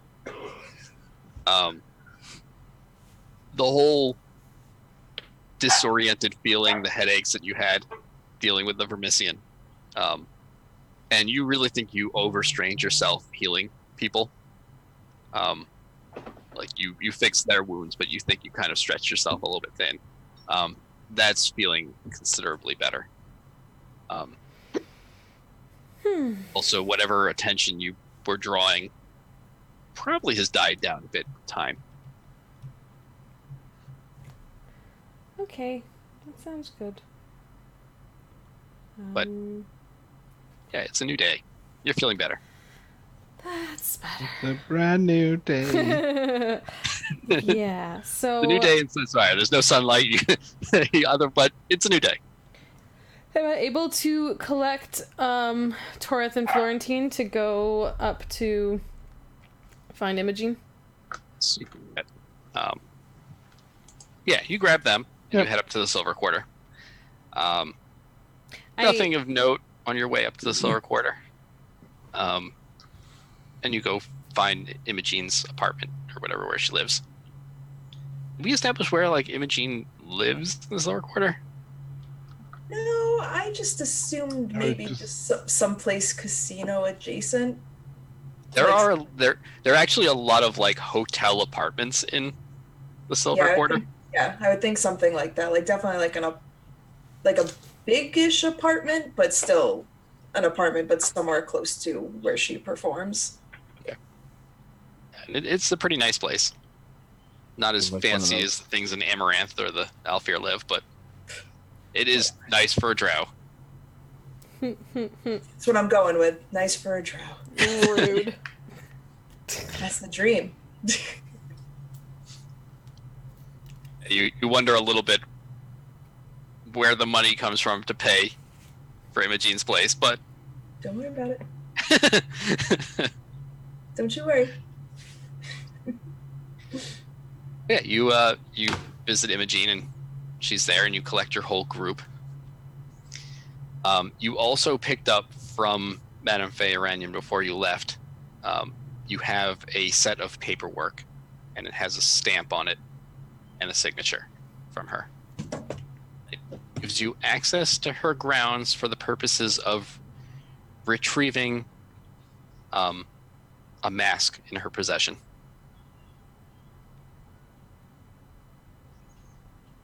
That specific purpose is outlined in the paperwork, so you probably can't like go anywhere you want, but you think it'll do the job. That's a powerful permission. I'll gather my papers as well before we leave. Put on my fanciest mask. Yeah. So tell me if you guys are going to go to Amaranth from here, Imogen in particular, what are you wearing? So pretty. So Imogen's got a ton of just fancy gowns and things that she performs in, but I think she's got on a very, very long gown. It's like form-fitting at the top, but it's like all this like intricate beadwork that looks like a stained glass window. And then like from the waist down, it's just like this, or it's like a lower, like a drop waist. So it's like from the hips down, it's just like this very large, voluminous ball gown with like a high slit, but it looks like it's like all, you could tell that it took somebody like hundreds of hours to do it all. So she looks like a walking stained glass window. Nice. Got her hair like just down and loose. So the other thing that you and for sure Florentine are aware of is the whole thing with wearing masks in Amaranth. Yes, I've got my mask on. You do, and Florentine does, I'm sure. But you have two members of the party who don't yet have a mask.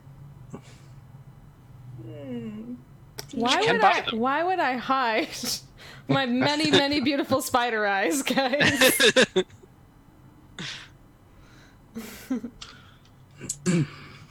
Do we know that this will be a problem? I don't know. Well, you actually, because of your knack, assuming you're we'll say this is still in effect, you would know from having a knack in socializing high society that yes, not wearing a mask in Amaranth would be a problem. Cahosa might not know that. I do have high society, but I don't know if the masks thing in particular are something that I'll say you know that then.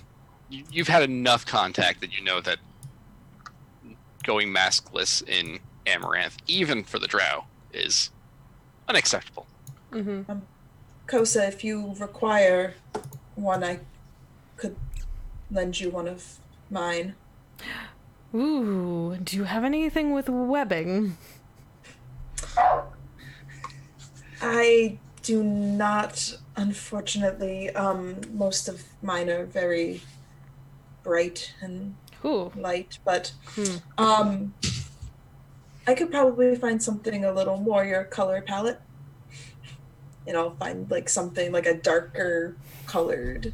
I see all of Imogen's are like glass based, like mirrored silvers and whites and things like that, but went through a goth phase, so I'll find an old mask in your goth phase. I'll try to find something that suits Kosa's aesthetic as closely as possible. So it might have like some kind of like glittery webs on it, but it's still gonna end up being like white or silver. Oh, okay. So tell me this, is this mask from your time in the gallery, or would it be before or after? I definitely don't have any of those because she doesn't wear masks that cover her mouth anymore. Okay, that's why I was asking. Yeah, definitely none from the gallery time. So this is all post, but probably maybe right after, like closer to setting up in the Silver Quarter, whereas the ones she wears now are more like recent ones. Okay. So I think it's a. You can correct me if I'm wrong on my guess on what this mask is, but I think it comes out, covers your eyes, and it comes down along your cheekbones, and covers your cheeks and your nose, but leaves your mouth visible, and it's like a black lace mask. It's very light, but it does conceal you. That's good.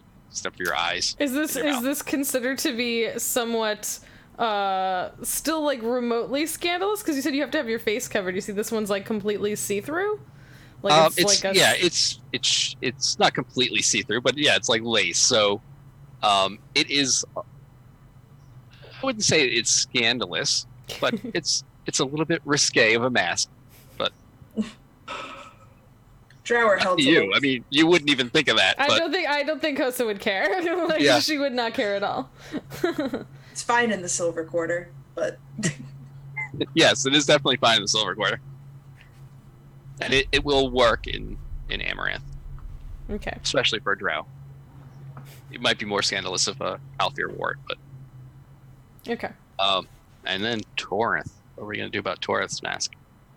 Would you be comfortable wearing mine? You have a few. Yeah. Which one are you gonna wear in Amaranth? I'm gonna wear the servant mask. Wear your owl mask. oh, it's so creepy. Yeah. So I'm offering the owl mask to Torith. You Didn't hear you. I am muted because I was yelling at my dog. Torith will take the owl mask. Don't do anything I wouldn't. We don't intend to. We also aren't sure what you would or wouldn't do. I think you can be confident in a lot of things that Florentine would do. That seems accurate. It's a pretty broad list. All right, so yeah. everybody has masks now. Mhm. My second point of clarification before you go heading off into Amaranth is weapons. Ooh, are they not allowed? They are generally We not allowed. Don't I'm want not- to get caught with them. I'm Right. not. I can't give up my weapons. I'm not bringing my dagger. I'm leaving all of my weapons. If your weapon is concealable, you can try to sneak it Mine in. is concealable. Is yeah, it is. It's concealable. That's one of the Mine- I have tags. a it? So you can try have to a- sneak it in. Concealable crossbow that looks like a pretty box when it's all. So those you can try to sneak in. I mean, if someone searches you, it'll be a roll. But Yeah. Florentine, you're pretty certain you won't be able to bring in Yeah, your revolver, but actually your dueling pistol, as if you keep up the ruse of being a servant. Yeah, so probably carrying it in a sort of a box. Yeah. Or a bag. That you could probably get away with a because case. you're just a servant carrying your master's dueling pistol Yeah. as you were instructed. And Imogene's not bringing a weapon. No. But Imogen, because you are all done up fancy like, you have your untouchable ability running, so you are effectively armored. Mm-hmm. Nice. Okay, so Florentine has a reason for having his dueling pistol, and Torith and Kahosa have concealable weapons. They're going to try to sneak in. We got this, guys. We're doing so good. We're all... Famous last words. Wait, I'm trying to figure out where I am. Nope, Dead. other- No, we're in different places. It doesn't matter. I know, but we can go oh no, we are. We're Go opposite. diagonal. Go. And it's probably Mm. it doesn't have to be in the same place No. that different people in Zoom because it can be. Yeah, it's no. You know, it's not working Yeah, no. even remotely. I Just did it backwards. yeah, you did it backwards. You did the wrong corner, but it's fine. Let's continue. This is totally fine. We're wearing not our own masks, and we are all smuggling in weapons, and this is gonna go real good. We don't know which of the people telling us things are the ones lying, but someone's lying somewhere. So it's good. It's good. It's totally good. It's gonna be okay. Yeah. This is fine. Yeah, so you're going to take the lift up to Amaranth? Yup. Okay. You board the lift up to Amaranth, which is actually pretty sparsely populated. Basically, it's going up from the Silver Quarter. So there's some people who are heading to the Sky Docks area and the market's there. Some people heading up to New Heaven at the top of the Spire. But the crowd is not normally as thick as you would see it on the lifts. there just aren't as many people heading Spire. And it's what crowd there is are fairly respectable people. You do see a pair of masked Aelfir on the lift. You see a number of merchants. And you see an unusual looking drow who is dressed in like a feathered cloak and has feathers hanging out of their hair. They're very unusual, and you're not quite sure what to make of them. And you guys don't get up to New Heaven very often, so you're not really sure what this person is. But they are covered in all sorts of variety of colorful feathers. But you step off the lift in Amaranth, and that is a whole experience on its own. Amaranth, once upon a time, long before any of you, was the center of the Drow noble families and the House Destera in particular, and was the head, the center of government for Spire among the Drow. It looks nothing like it supposedly did then. The Aelfir have completely remade this district to suit their desires. It is always snowing in Amaranth. There's always a light dusting of snow falling. It is cold, colder than anywhere else in the Spire. The streets are in many places carpeted with a rich, like vermilion red carpeting. But there are a few streets where there is actually just the original granite streets that were in the old Drow neighborhood, but they're coated with ice and are very slippery. And as you're stepping off the lift, you see some Aelfir very carefully moving down one of these streets, being very careful not to fall. You're not really sure why anyone would do this, but it seems to be a thing. Oh no.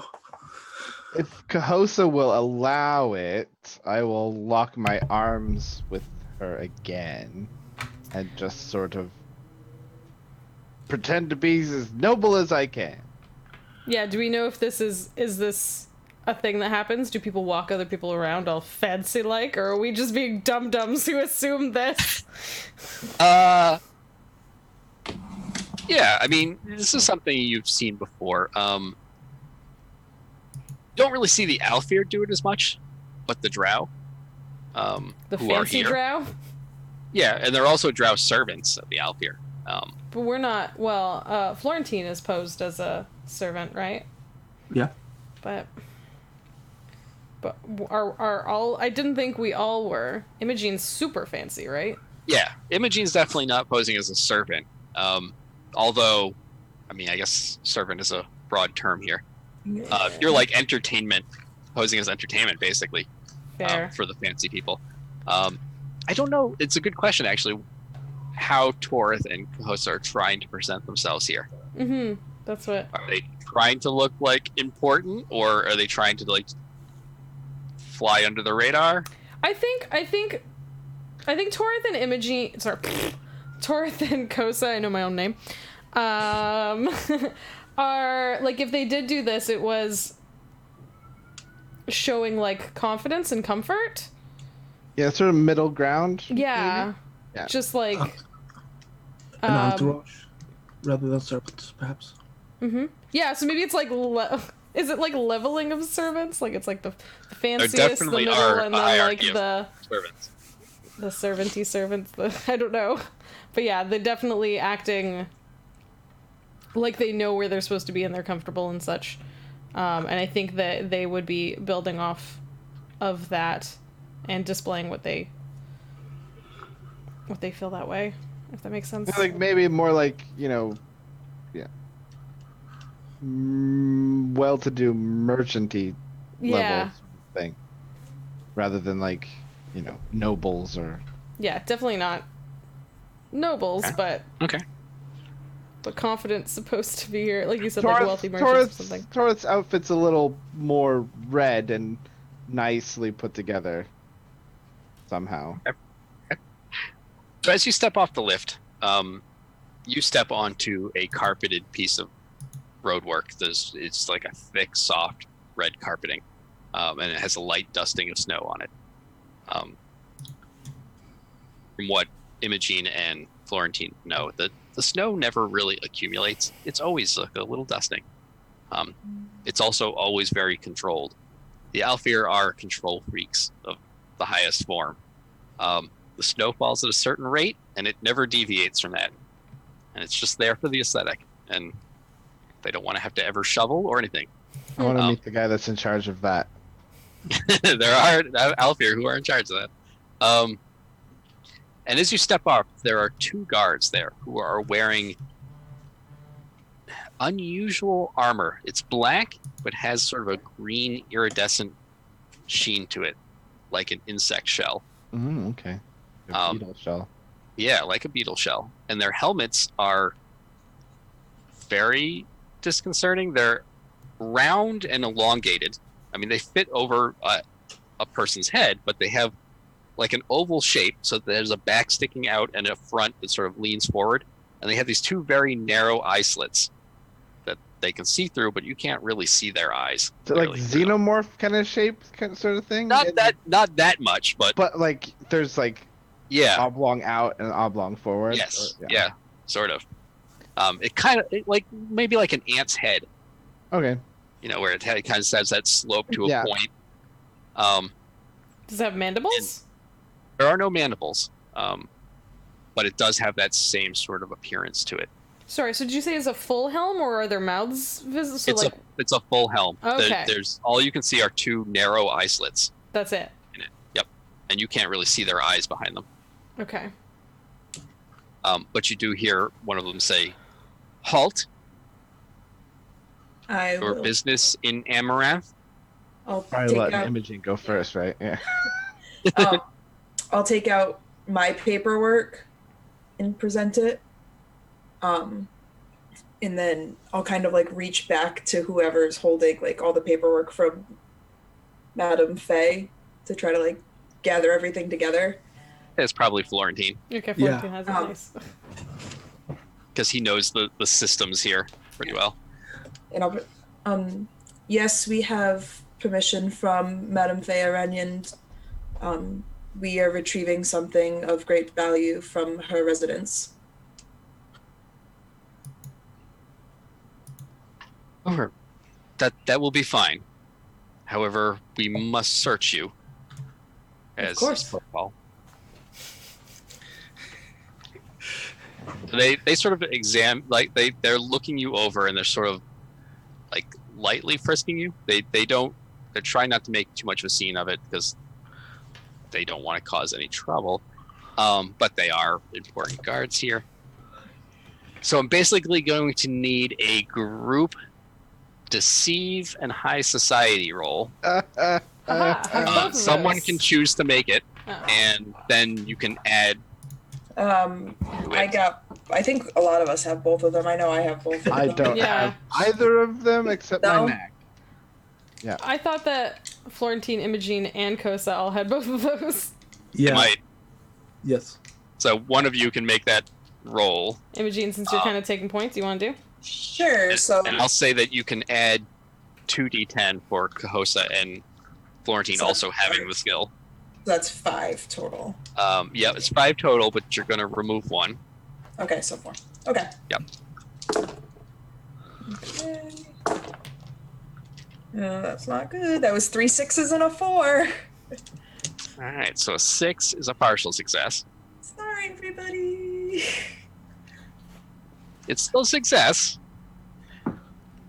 But here's the fun part, is that 3 of you are going to take stress. Because 3 of you took part in the roll. I mean, I've got some good build up for. I think this will be. Stress it is. Yeah, it's going to be shadow stress. Oh nope. Because you are being searched, and you're got none of that. trying to stick to a certain cover. I was really hoping for like reputation. No, not reputation. Yeah. Shadow is. I got that. And I have shadow. Oh no. Oh, you have shadow? I don't have shadow. Yeah, I'm bleeding shadows out of my ears. Yeah. I have a and lot of Blood are the resistances in some things. Shadow and Blood are the only ones I don't have. I have resistance and everything else. I don't have All right, let's see. shadow silver or armor. I only don't have blood or armor. Wait, maybe I do have blood. Maybe it's armor I don't have. I have much blood. Lots and lots of blood. Oh, what a twist! Surprise, guys! I really like blood. In case you didn't know. I just want like a little video clip of just that. That can be arranged. No! Gif it. You're gonna get me in trouble. I'm gonna be on trial at some point. Someone's gonna share that clip. Surprise, guys! I really like I love blood. Wow, if your Twitch clips ever come to trial, you're in serious trouble just in general. Thanks for the vote of confidence. I really appreciate it. I'm guilty. Yeah, so you're being searched by these guards, and one of the first things they come across is the box with the dueling pistol in it. And they take the box from Florentine without even asking. They open it, see the pistol inside, and say, "Explain this." It's a dueling pistol. I have to carry it. Whose dueling pistol is it? This cannot be yours. It's the Madame's. We are together with retrieving. We are also fetching and Returning. delivering.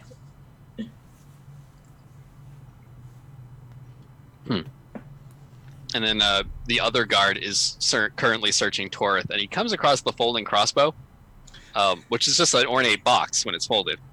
And he's currently like flipping it around. He's looking it over. He clearly doesn't know yet what it is, but he's puzzled by it.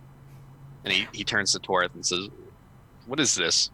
That is where I carry my pens, and I slide the little, like it's one of those little sliding boxes, and I slide the lid out just a little ways, and inside are things that look like pens, but they're like the bolts for the thing. But I don't pull, because when you pull the lid all the way out, it springs out, and then you, yeah. So you're just giving him a glimpse of what could be it's like a mistaken for sliding. pens. Yes. And since guys did succeed the roll, he does fall for it. They're all a little bit suspicious of you, and that's what the shadow stress is. But no one suffered any fallout yet. You're all good. Yeah. So they hand back your stuff. All right, your paperwork checks out. Proceed to your business. And they wave you forward. Thank you very much. Have an uneventful day.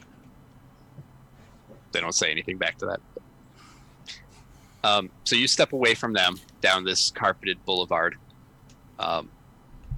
Amaranth is a strange place. The first thing that you notice is flittering back and forth among the streets are hummingbirds.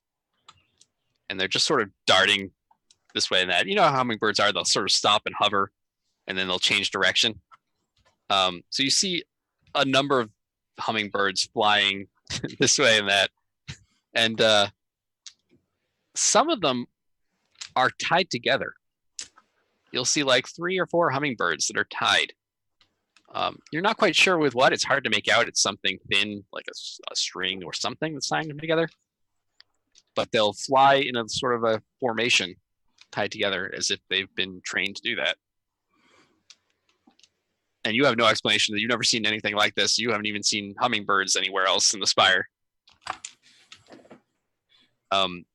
Florentine and Imogene have seen this before, having been in Amaranth and spent time here. Florentine, you know right off the bat that the hummingbirds are used, the Aelfir use them to send messages to each other. They consider the crows and ravens that are used by Drow to be a little too base and tasteless. These guys. So they use hummingbirds. And you also know that sometimes the messages are too long to be carried by one hummingbird because they're small. So when that happens, they tie together multiple hummingbirds with strands of hair or very thin golden chains. And each hummingbird will carry a piece of the message. These guys are extra. Does it look like there are more hummingbirds going around than normal? Or is it? No. I mean, there are this. You're used to seeing this in your time that you served here in Amaranth, and it doesn't look like there's more traffic than usual. In fact, you've seen no evidence yet. You had heard before that Amaranth was, well, you had heard that the council was on a lockdown. So far, you've seen no evidence in Amaranth that there's any sort of panic or anything. The guards that talked to you after the lift are the standard pair of guards. No more, no less than usual. Well, we should be on our way. The quicker we get to her home, the quicker we can leave.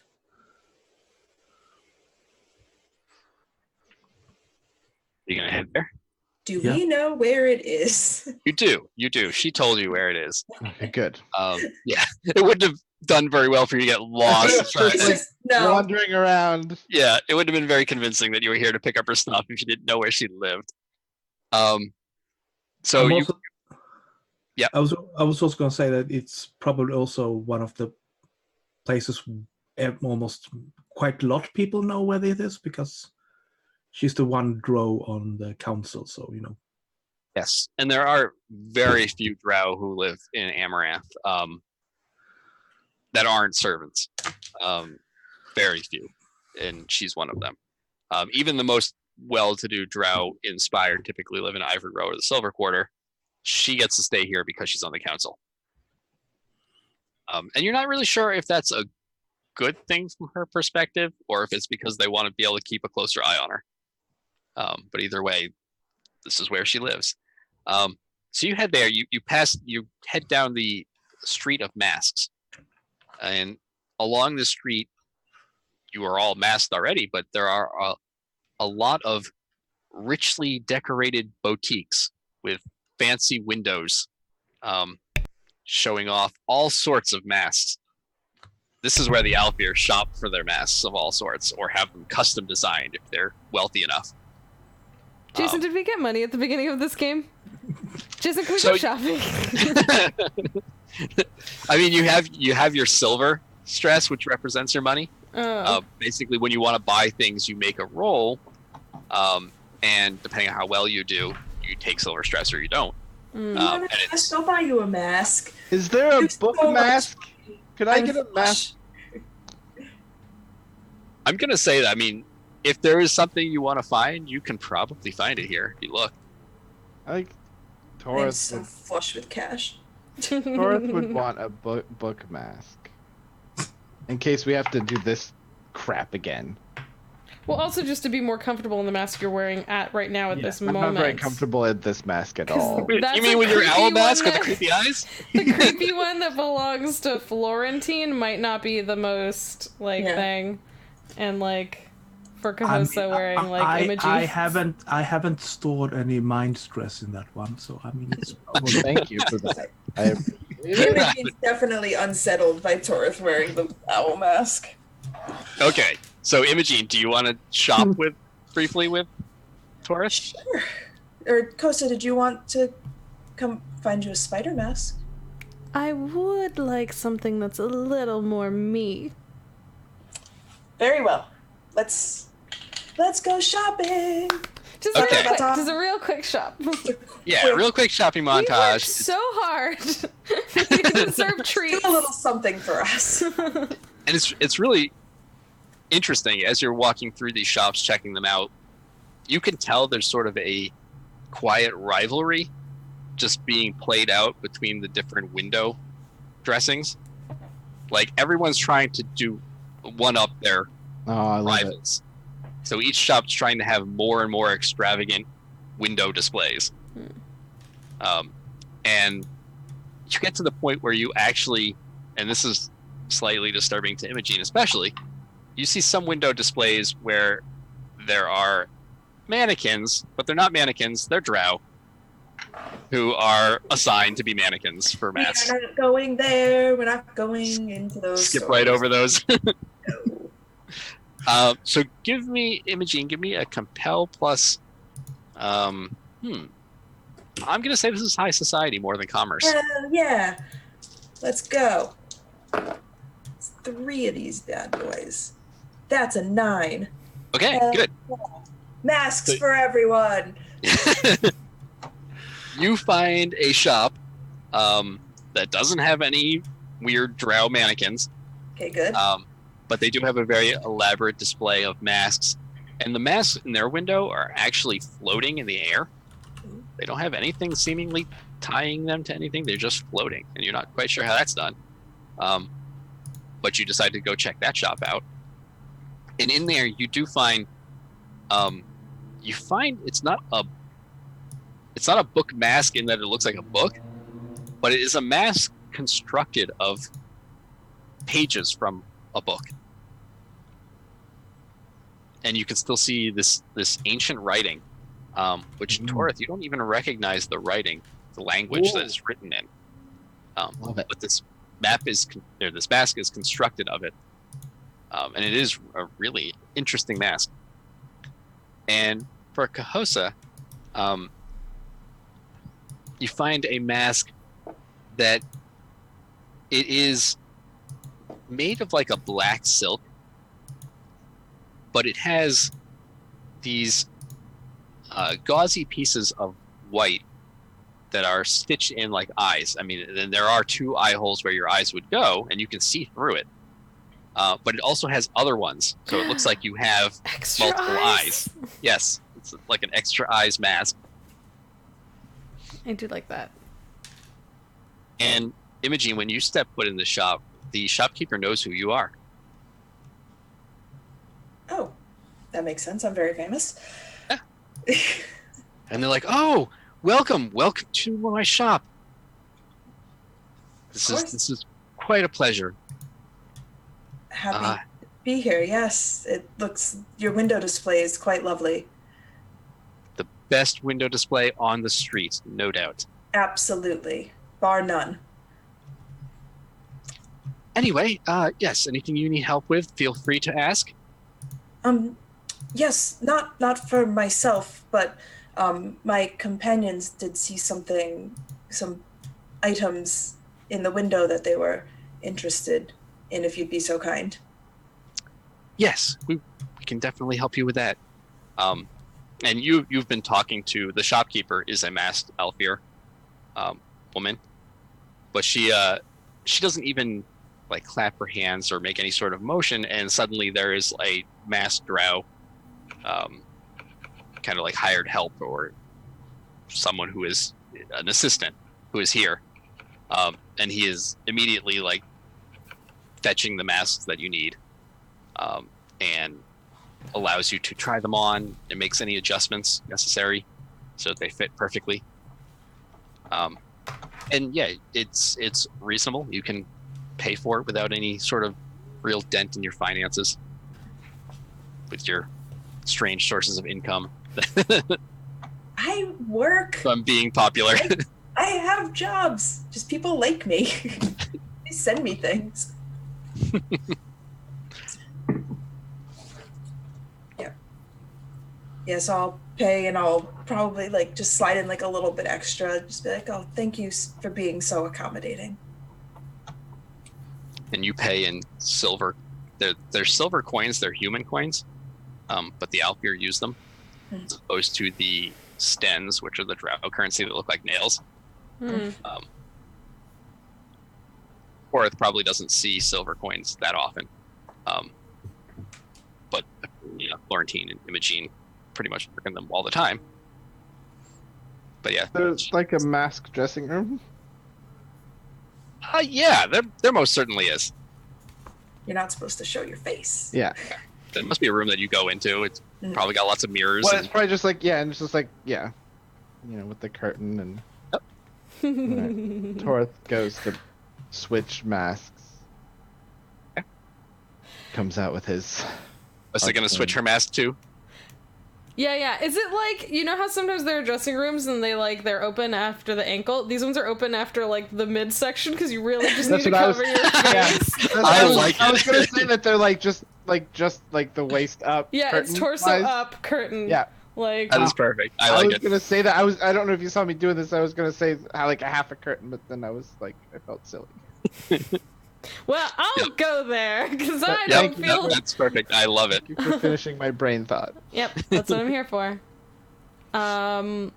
Best friends.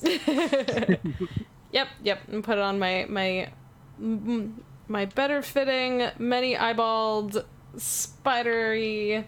If it's not webby enough, can I ask my little baby spider friends to add more web to it? You could, except you actually haven't seen any spiders. This place is terrible. I mean, there may be some here, but it's cold in Amaranth, and you're not sure the spiders like fuzzy spiders, super fuzzy. The little winter spider. Okay, fine. Well, I'll ask them when I get back. Or you may find some. You just haven't seen any yet. Rude. I don't like this place. I don't trust it. There's no spiders here. I mean, one thing that definitely is off-putting to Cahosa in particular is it's very not a Drow place. And the spiders are part of that, but like also it's like they've tried to erase any evidence of Drow culture, architecture, anything, like as best they could. Do not like. Assholes. Terrible. Horrible. No good. Out there. Yeah. Okay, yep. Yeah. Yep, we're done. You leave the shop, and you continue onwards to Madame Fearanion's manor. And on your way there, you pass the Spiral Gardens, which is another place that is particularly Aelfir. Aelfir can't stand leaving nature alone. Like, everything in their basic worldview and philosophy can be improved on and controlled by Aelfir hands. And the result of that is the Spiral Gardens, which are manicured gardens to a ridiculous level.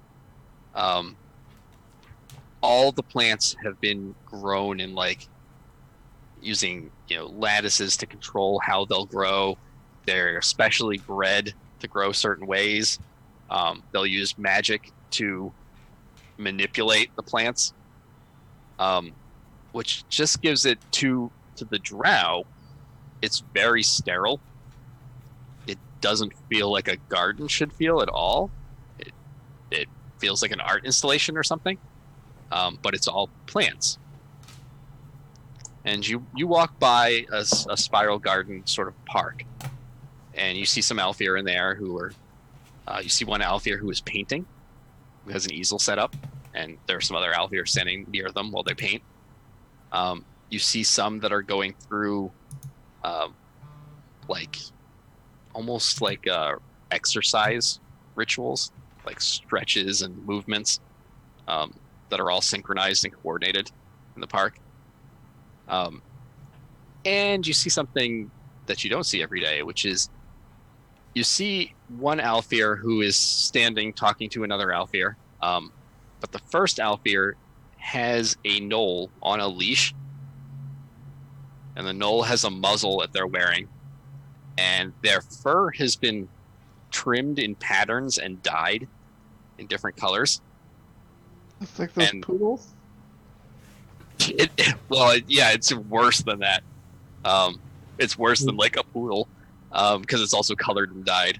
And I mean, the gnoll is on all fours, but you know that gnolls can walk upright. Yeah, and are also intelligent. They're people. Say, wasn't there a gnoll running the bar who we talked to? The bartender / bar manager was a gnoll who we had to like have discussions with and figure things out with. They're people. Yep. Aelfir are terrible. Yeah, I think seeing that you can probably Imogene's very, very uncomfortable with that. Sure. And we'll just try to hurry by. The Aelfir like to keep things, people. places.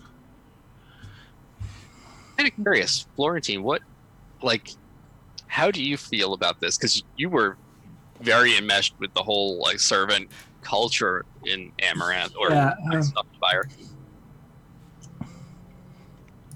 Florentine will hug the gun case to make sure that he doesn't open it and shoot one of them. Yeah, so a barely controlled anger. That seems right. So you hurry on past that whole scene that makes you distinctly uncomfortable. And you come to the manor. Madame Aranyan's manor is different than many of the surrounding buildings in that it is more faithful to the original architecture of this neighborhood than anything else.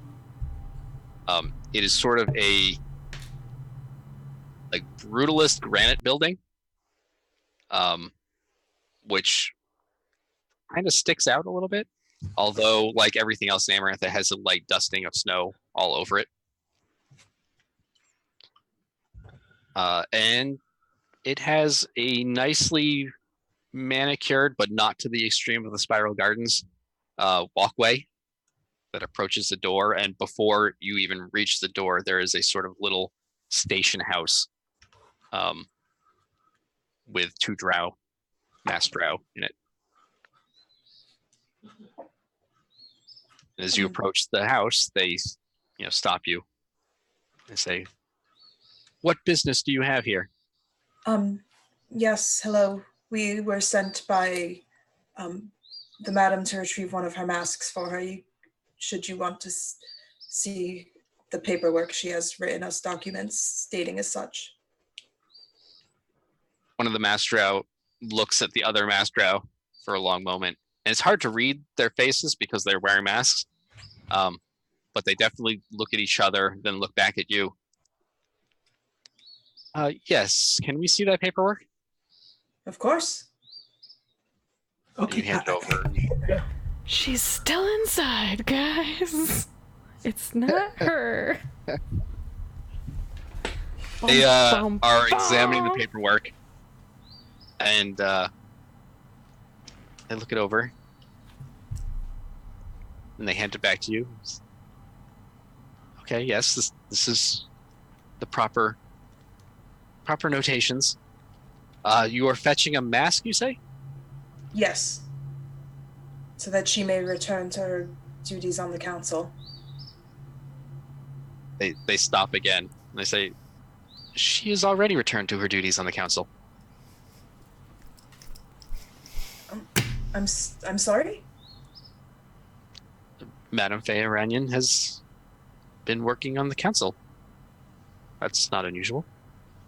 No, of course not. When did she return, if I may ask? Oh, well, actually, give me a compel plus high society roll, Imogene.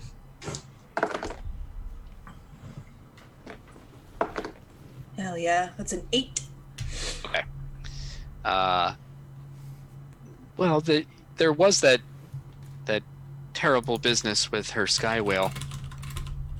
It's very fortunate that she was not on board at the time. Yes. She returned promptly back to the council and was put under high security while it was investigated. But they've since allowed her to return to her home and continue her duties on the council. Yes, that was very fortunate. I know we were quite glad to hear that she was well. So, yes, may we retrieve the mask for her that she requested? Yes. Please proceed up to the main entrance, if you would. Of course, thank you very much.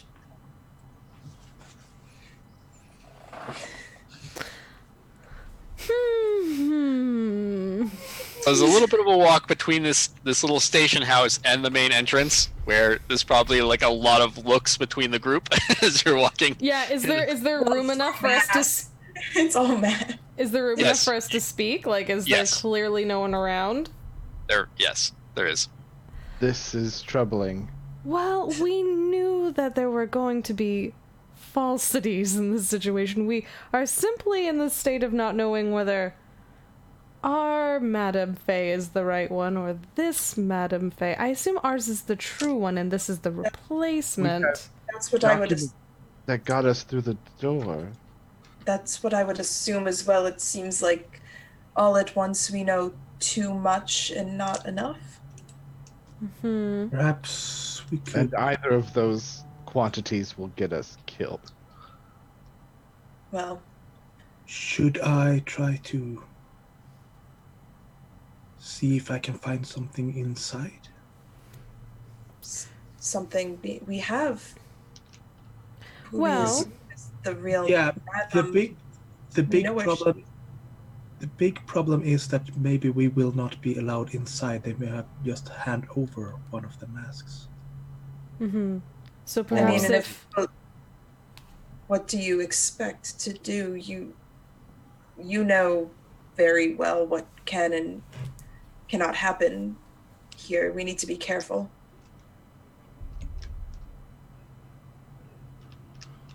This is a place where words get you more than actions, generally.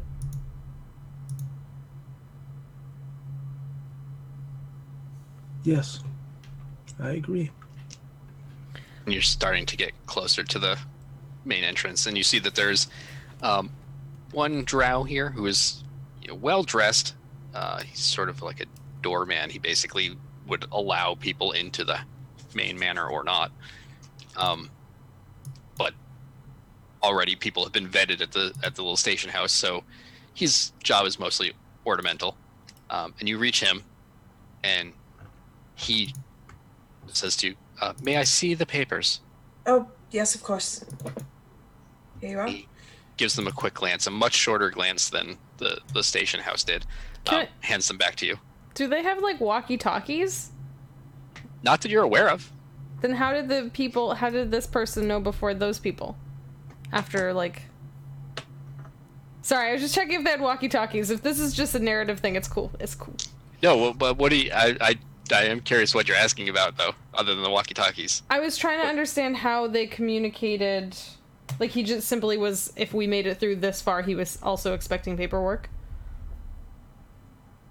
Yeah, I mean, so you got cleared at the station house, which is the only reason why you got this far. And this guy's sort of just a very cursory, okay. He knows that you already must have authorization to have gotten through.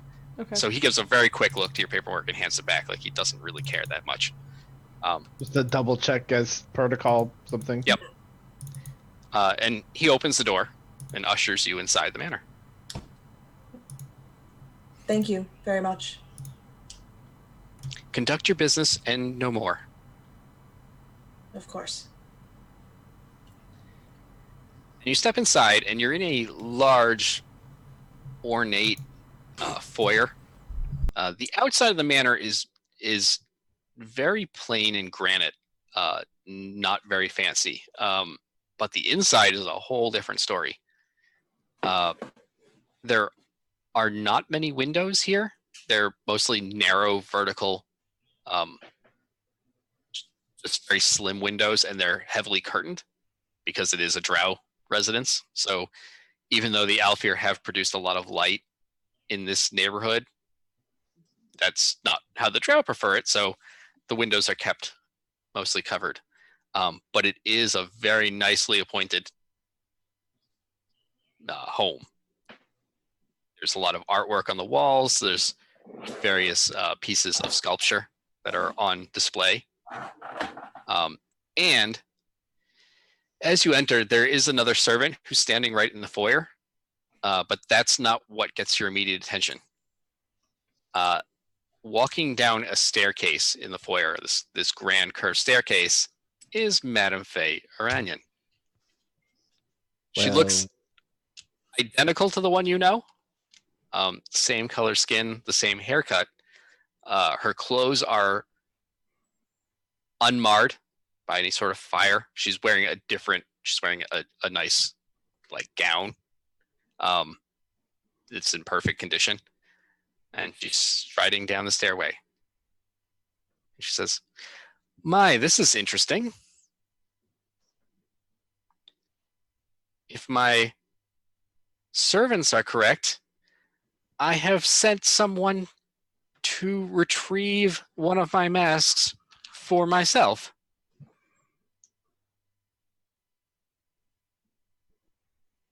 But do come in. Welcome.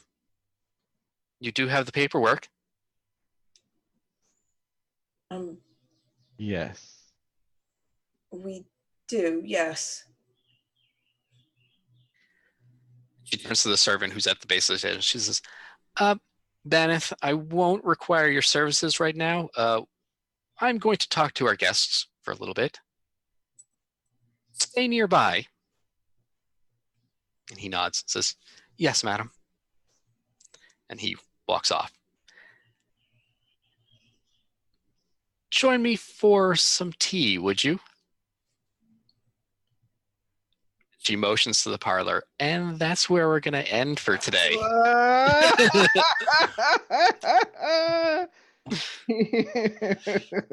No! Oh, what is going on? I specifically am like, so how does Imogene feel right now? How's that going? This is a good time to remind the class that Imogene has a knack in maintaining her composure in high society situations. I specifically have that knack. Literally the only thing holding her together. Amazing. Yeah, that is bonkers. I mean, there was a lot of that. Like I like that it was both the beginning of this was a big like Madame Feoranian ordered her own death, and then like the end is like, oh hey look, another one. I mean, it's still technically true, but Surprise! it's complicated. It's like that. It's that Spider-Man meme. Just Yeah. I can't wait for a third one to come up. Madame Feoranian's all the way down. Can we I'll just Spire be it. the next Madame Feoranian? Can we just? This it seems like if anyone can do it. I'm Madame Feoranian. Oh, I am Madame Feoranian. Well, I will remind you, I mean, most of you don't know this, but Torith's book did whisper some things to Torith about... Yeah, I'm just getting ready to reveal that to everybody. What did it whisper? I guess that's for a later thing. Well, no, I did say it out loud, but Torith's book did whisper about how you should rule. What? About how your friends or whatever I can't remember how I worded, your allies should rule. And that was before Torith told you that you have noble Destaran blood, but interesting. But yeah. So I'm like, I gotta reveal all of your bloods eventually as we go. But that's fine. So at least your book believes in us. Your book that sounds like me. and also I know I told you guys this out of game before, but it wasn't probably as big a detail there. But Madame Feoranian, it's known that she has, or supposedly has, she claims, and the midwives order backs her up on this, that she has Destaran blood. And she claims part of the reason why she's on the council. Which blood is Destaran blood? Destaran's the same one that you have. It's the Weavers. The Weavers. Who were the rulers of Spire before the Aelfir conquered it. There's a lot of complications there. Distant cousin.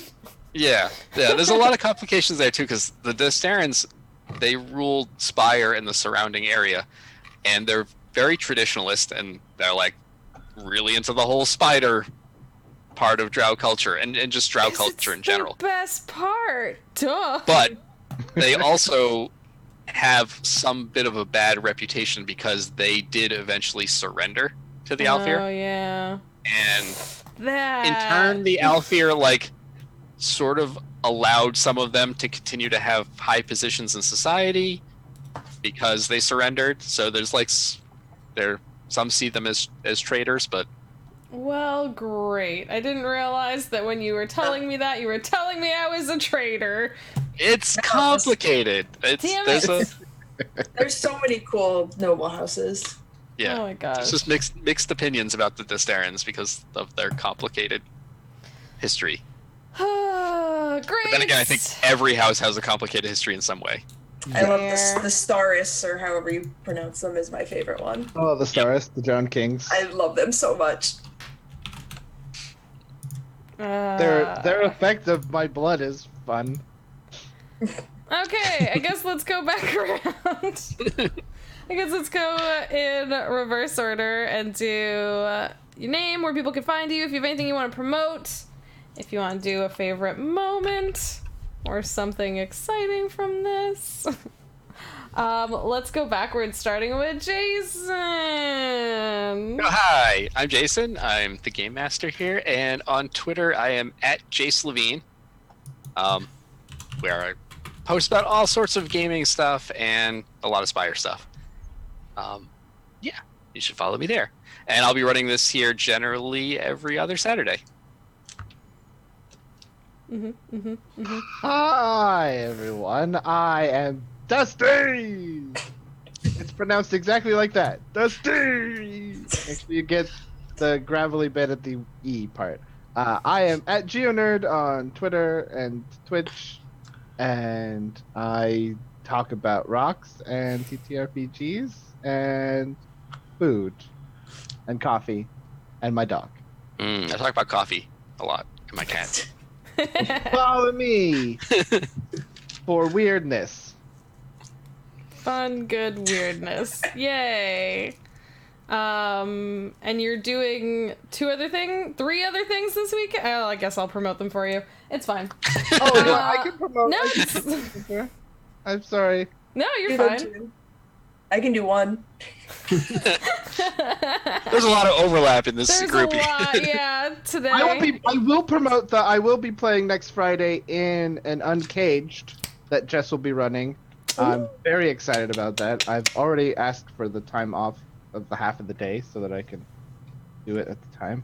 You guys, I'm playing a big beefy nerd, so tune in. No, Oh, that's what that character's for. yeah. A big beefy nerd! Oh my god, that was so good. Delayed reaction, but I appreciate it. It took me so long because I was thinking, yeah, he's a big boy, but then I was like, oh no! Puns! He's literally beefy. Yep. Literally a beefy boy! Oh my god, I didn't realize. Move over, everyone. There's a new PC account. Neither of you guys said your favorite moments. Oh, my favorite moment is revealing your blood. Oh yeah, that was real nice of you. Thank you for giving me good fancy blood. I'm happy to give you all the blood I have. That's also You guys take friendship to a whole other level that I don't know I've lived with anybody. we're special. Jason, as the GM, did you have a favorite moment? I think there were a number of moments I liked, but I think the very end of just having Madame Feyoranian come down the stairs. Oh Evil man, bastard. were you like waiting on that tasty Yeah. morsel? Yeah, yes, I've been waiting to It's like do when you that for a put while. like a really nice cheese on a cracker and you just savor it. That's what he was doing. Here we Like, go. Here we go. Oh my god. I know it's going to happen. Nicholas! Yay! I'm Niklas. You can find me at Nyvinter at Twitter. I do art and some RPG stuff, and art for RPGs. Post photos of food. This art right The here. overlay. It's beautiful Nicholas art. In fact, a lot of the stream stuff is Nicholas. It's true. And what else do I do? I drink tea and eat cookies. Those are good things. I like Yeah. those. And my favorite thing was probably people were going, "No, don't use the gun." Everybody was like, "No, don't use the gun," and you're like, "I'm doing it." That was exciting. Oh, and Megan.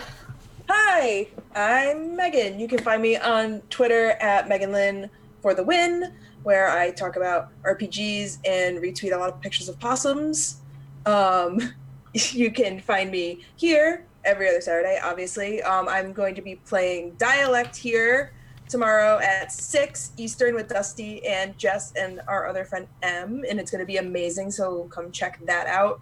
You can also find me every Monday at 6 Eastern on Encounter Roleplay's channel, playing their Ravnica D&D stream. It's super, super fun, so you can see me over there too. My favorite, oh god, there were so many. My favorite moment was probably like the initial confrontation with real ? Madame Feyranian when we got back to the hatchery, because that was just like did not go the way I expected it to go at all. So yeah, That's awesome. Yeah, I think there were a lot of really good moments. I liked even just the beginning when Jason was like describing the extra little things, like Imogene is even more sparkly, like Imogene is even more beautiful somehow. You don't know how, she just is. And then like I didn't think it was possible, guys. yeah, you didn't think it was possible, but she is. And then like towards his book starting to talk to him. And it's not at all disturbing that Taurus book talks to him telepathically with Imogene's voice. Imogene's voice. Look, I have a complicated relationships with face. That's really, really good. Yeah, and all the moments of like it was clearly gonna flip with Madame Feyranian. I like that I got to. I'm glad that Kosa was like so tired and done that she was like, well, I'm just gonna like fucking call this shit out now. Like done. She was so not impressed. And everyone was like, rude. I do also like everyone. It wasn't like a particular moment, but I love the dynamic that like Kosa was not impressed with Madame Feyranian or the first one, but Imogene still was defending her, and then Imogene talked to Lorona afterwards and set up this whole thing of clearly the ministry wants someone on the council, and they're going to get someone on the council regardless of what it takes, one way or the other. Yeah, that was interesting. That was an interesting one. Yeah, I really like that because Kosa like wanted to believe in Madame Feyranian, but like as stuff happened and discovering like the selfish nature and stuff like that, I think she was just like fed up. And like I like that like when she snapped and flipped this way and Imogene is still just like, no, she's the best thing we have. And I love this. I love God. And she's all we got, guys. We gotta support it. So now you've got two of her. We can pick which one we like, guys.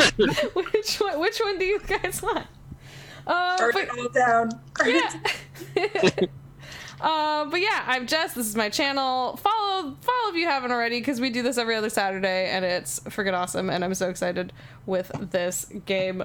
Oh God! Quickly, right after this, Dustin and I are playing WoW. Tomorrow we're doing Dialect, which will be freaking awesome. I'm so excited for that. Regular stream Monday. Starting Tuesday, we're doing a Fall of Magic mini campaign, like little series. Which is a really cool game where you get to explore, like, kind of unfurl a scroll and kind of move along and explore it and tell the story that way. Very, very, very excited for that. And then, like Dustin said, on Friday, running some very cool critters through some Uncaged Arcana, which is D&D 5e, a book with, like, stories where a lot of stories are kind of flipped on their heads and stuff like that. So would you say? Super pretty book. Like, yeah. Gorgeous, I got to peek at it at D&D Live. I didn't read anything, I just looked at it. It's this. Yeah. It's absolutely gorgeous. It's amazing. It's a really cool book. Check it out if you haven't already. So, I'm gonna start running stuff out of there. I have a Patreon now. Go check out that, I guess. I made a game. That's a thing. I don't know where I'm gonna... And if you're, I'm starting to finally put this stuff up on YouTube. It's gonna probably focus more on the TTRPG content from now on. I was just using it as a space to back up my videos, but now we're actually gonna use it as a real thing and make it TTRPG stuff, because that's what we love. So if you're seeing that from YouTube, come to the channel sometime. Come hang out with us and chat. Come be part of the fun. Thank you for being here. Y'all are awesome. yeah, just thank you guys for playing this game. This game is always a ton of fun, and I was not expecting some of the things that Jason flipped around on us this week. Nope. And there's more coming. So, Jason. Jason. No. So, everyone have a really good day. We'll see you all later. Thanks for being here. Heart your faces. Bye! Bye. Bye.